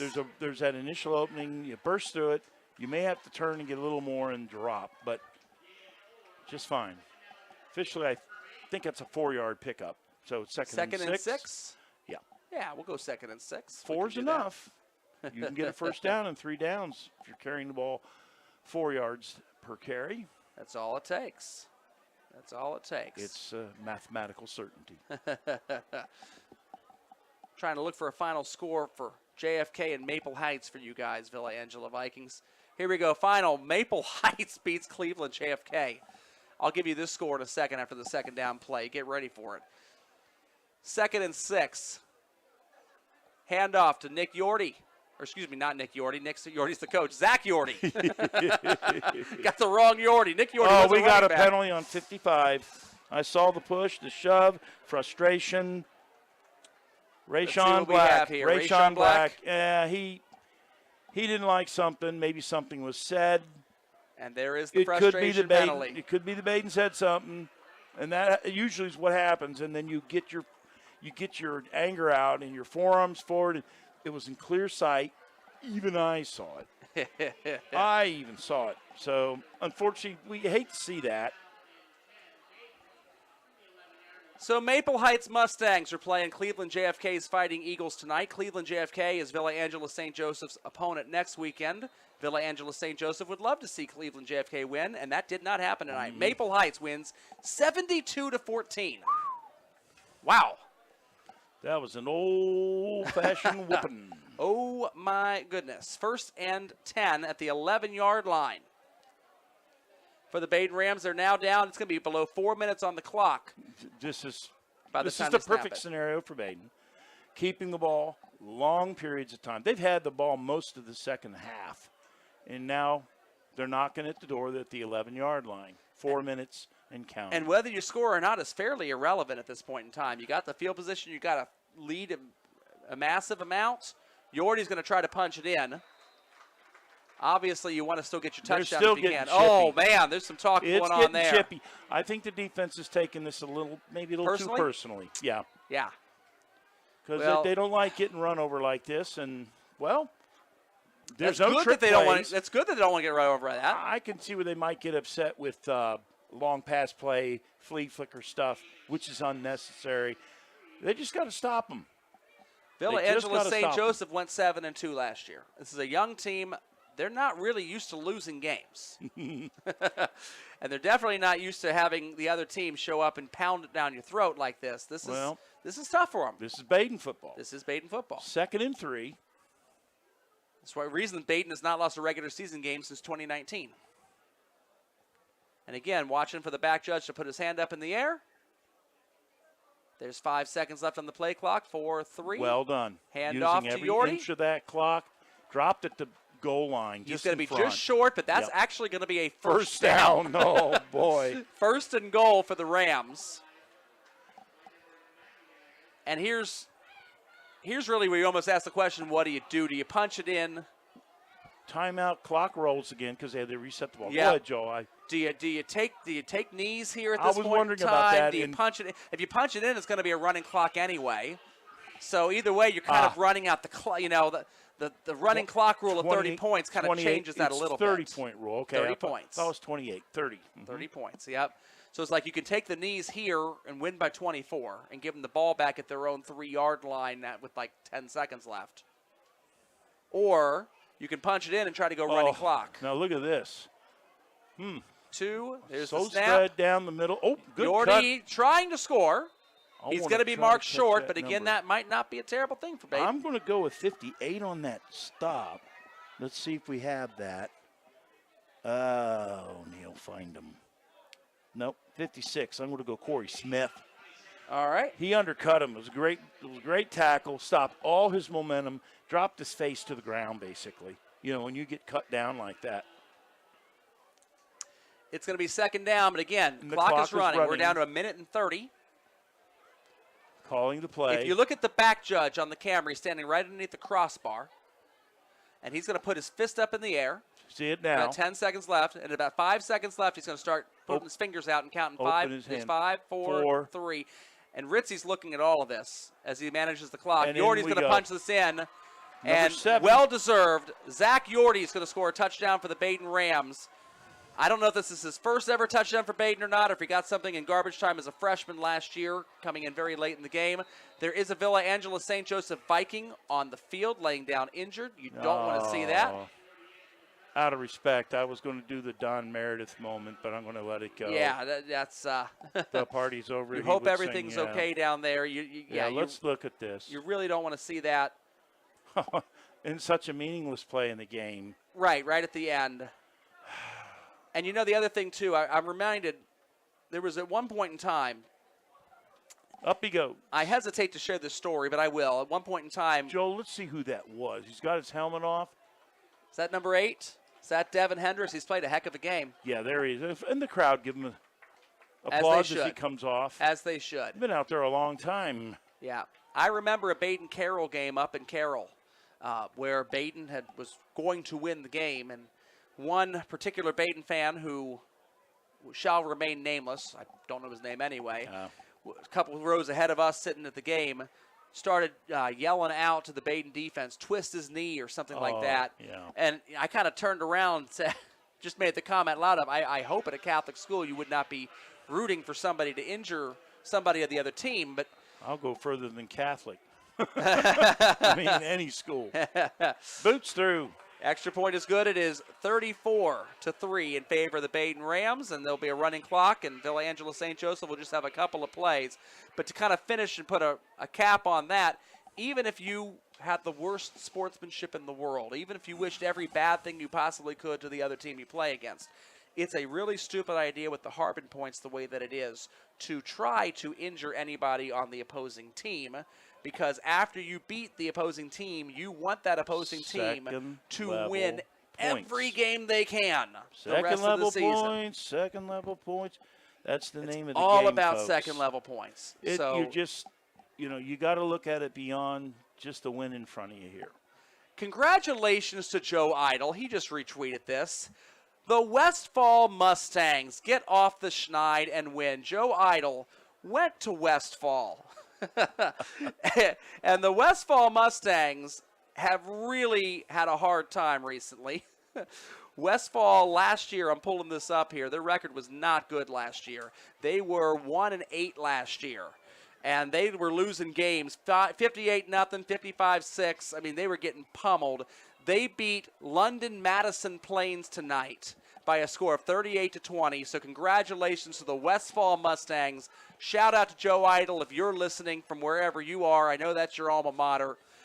Always nice when your alma mater gets a win. And Westfall, they might have been 1-8 last year. They're 1-0 now this year. Good for them. 1:17 left. The clock is currently stopped, but it's going to run very, very soon. And here is the whistle for the running clock. As it's a different kicker offer for the Baden Rams. It looks like it is Max Snellgrove to kick this thing off. And the return for the Vikings will be out toward the 26-yard line.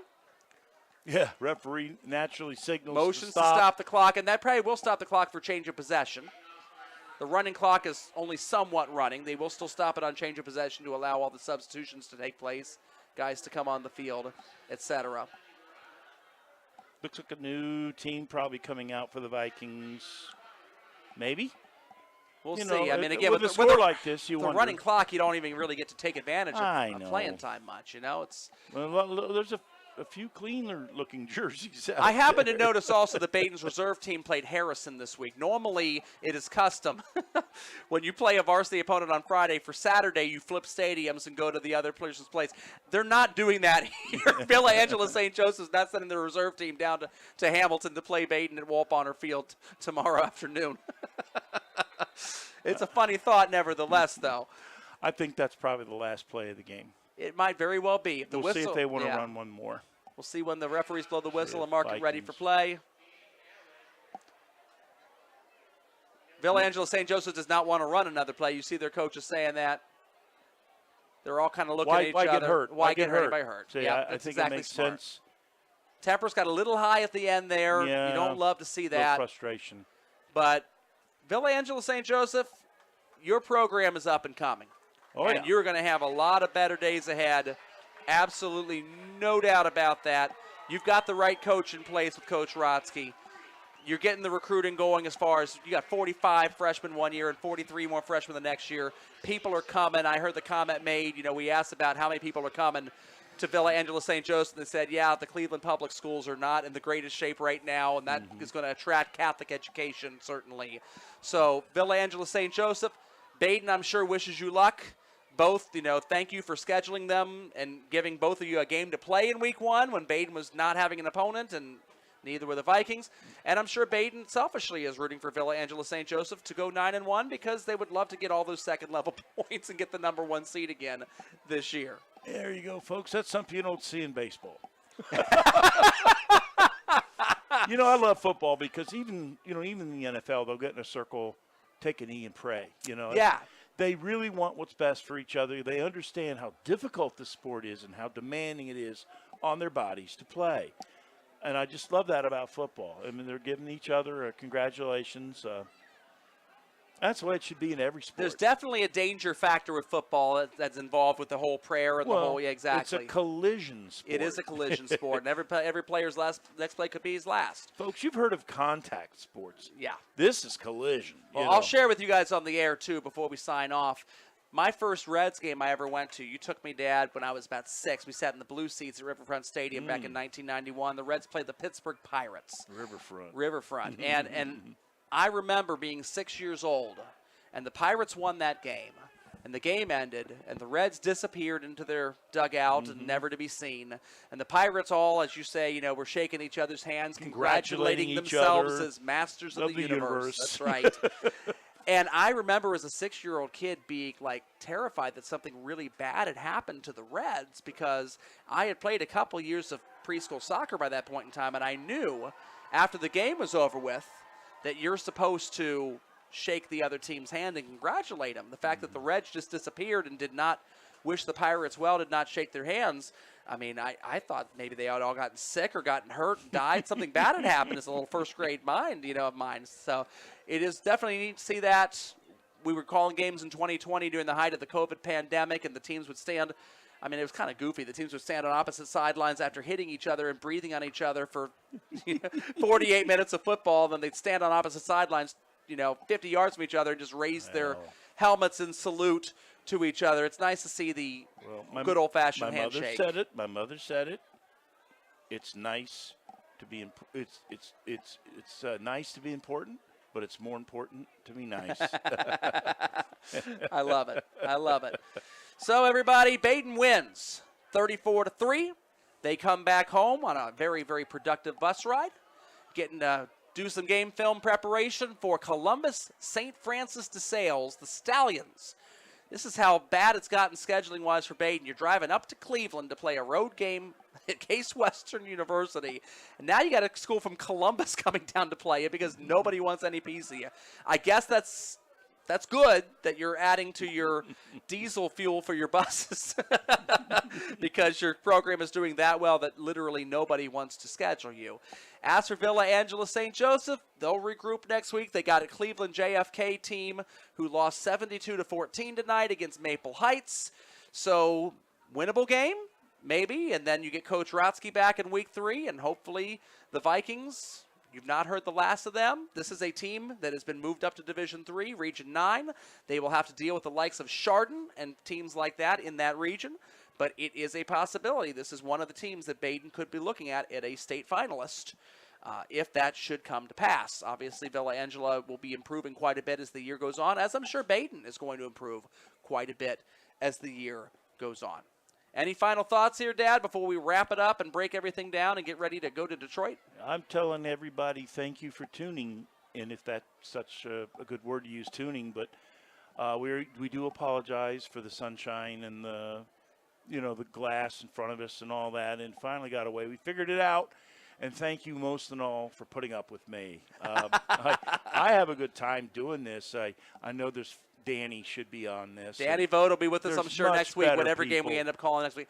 Honestly, it's kind of nice, too, to be able to do a live stream televised game for Baden, because that's our alma mater, and we normally don't get the rights to that. There's another competing company that typically gets to air those games behind a paywall, and it's kind of nice to be able to bring that to you guys for free. And there's still 72. There's still 72 people listening to us right now. Well, 71. One of them's us. Oh, I was just going to say I love you all, 72. And I love you, 71. They're starting to tune out. They're starting to tune out, Dad. I guess that means we got to go. We got a bid farewell from Case Western Reserve University de Santo Field. The final score, once again, Baden 34, Villa Angela St. Joseph 3.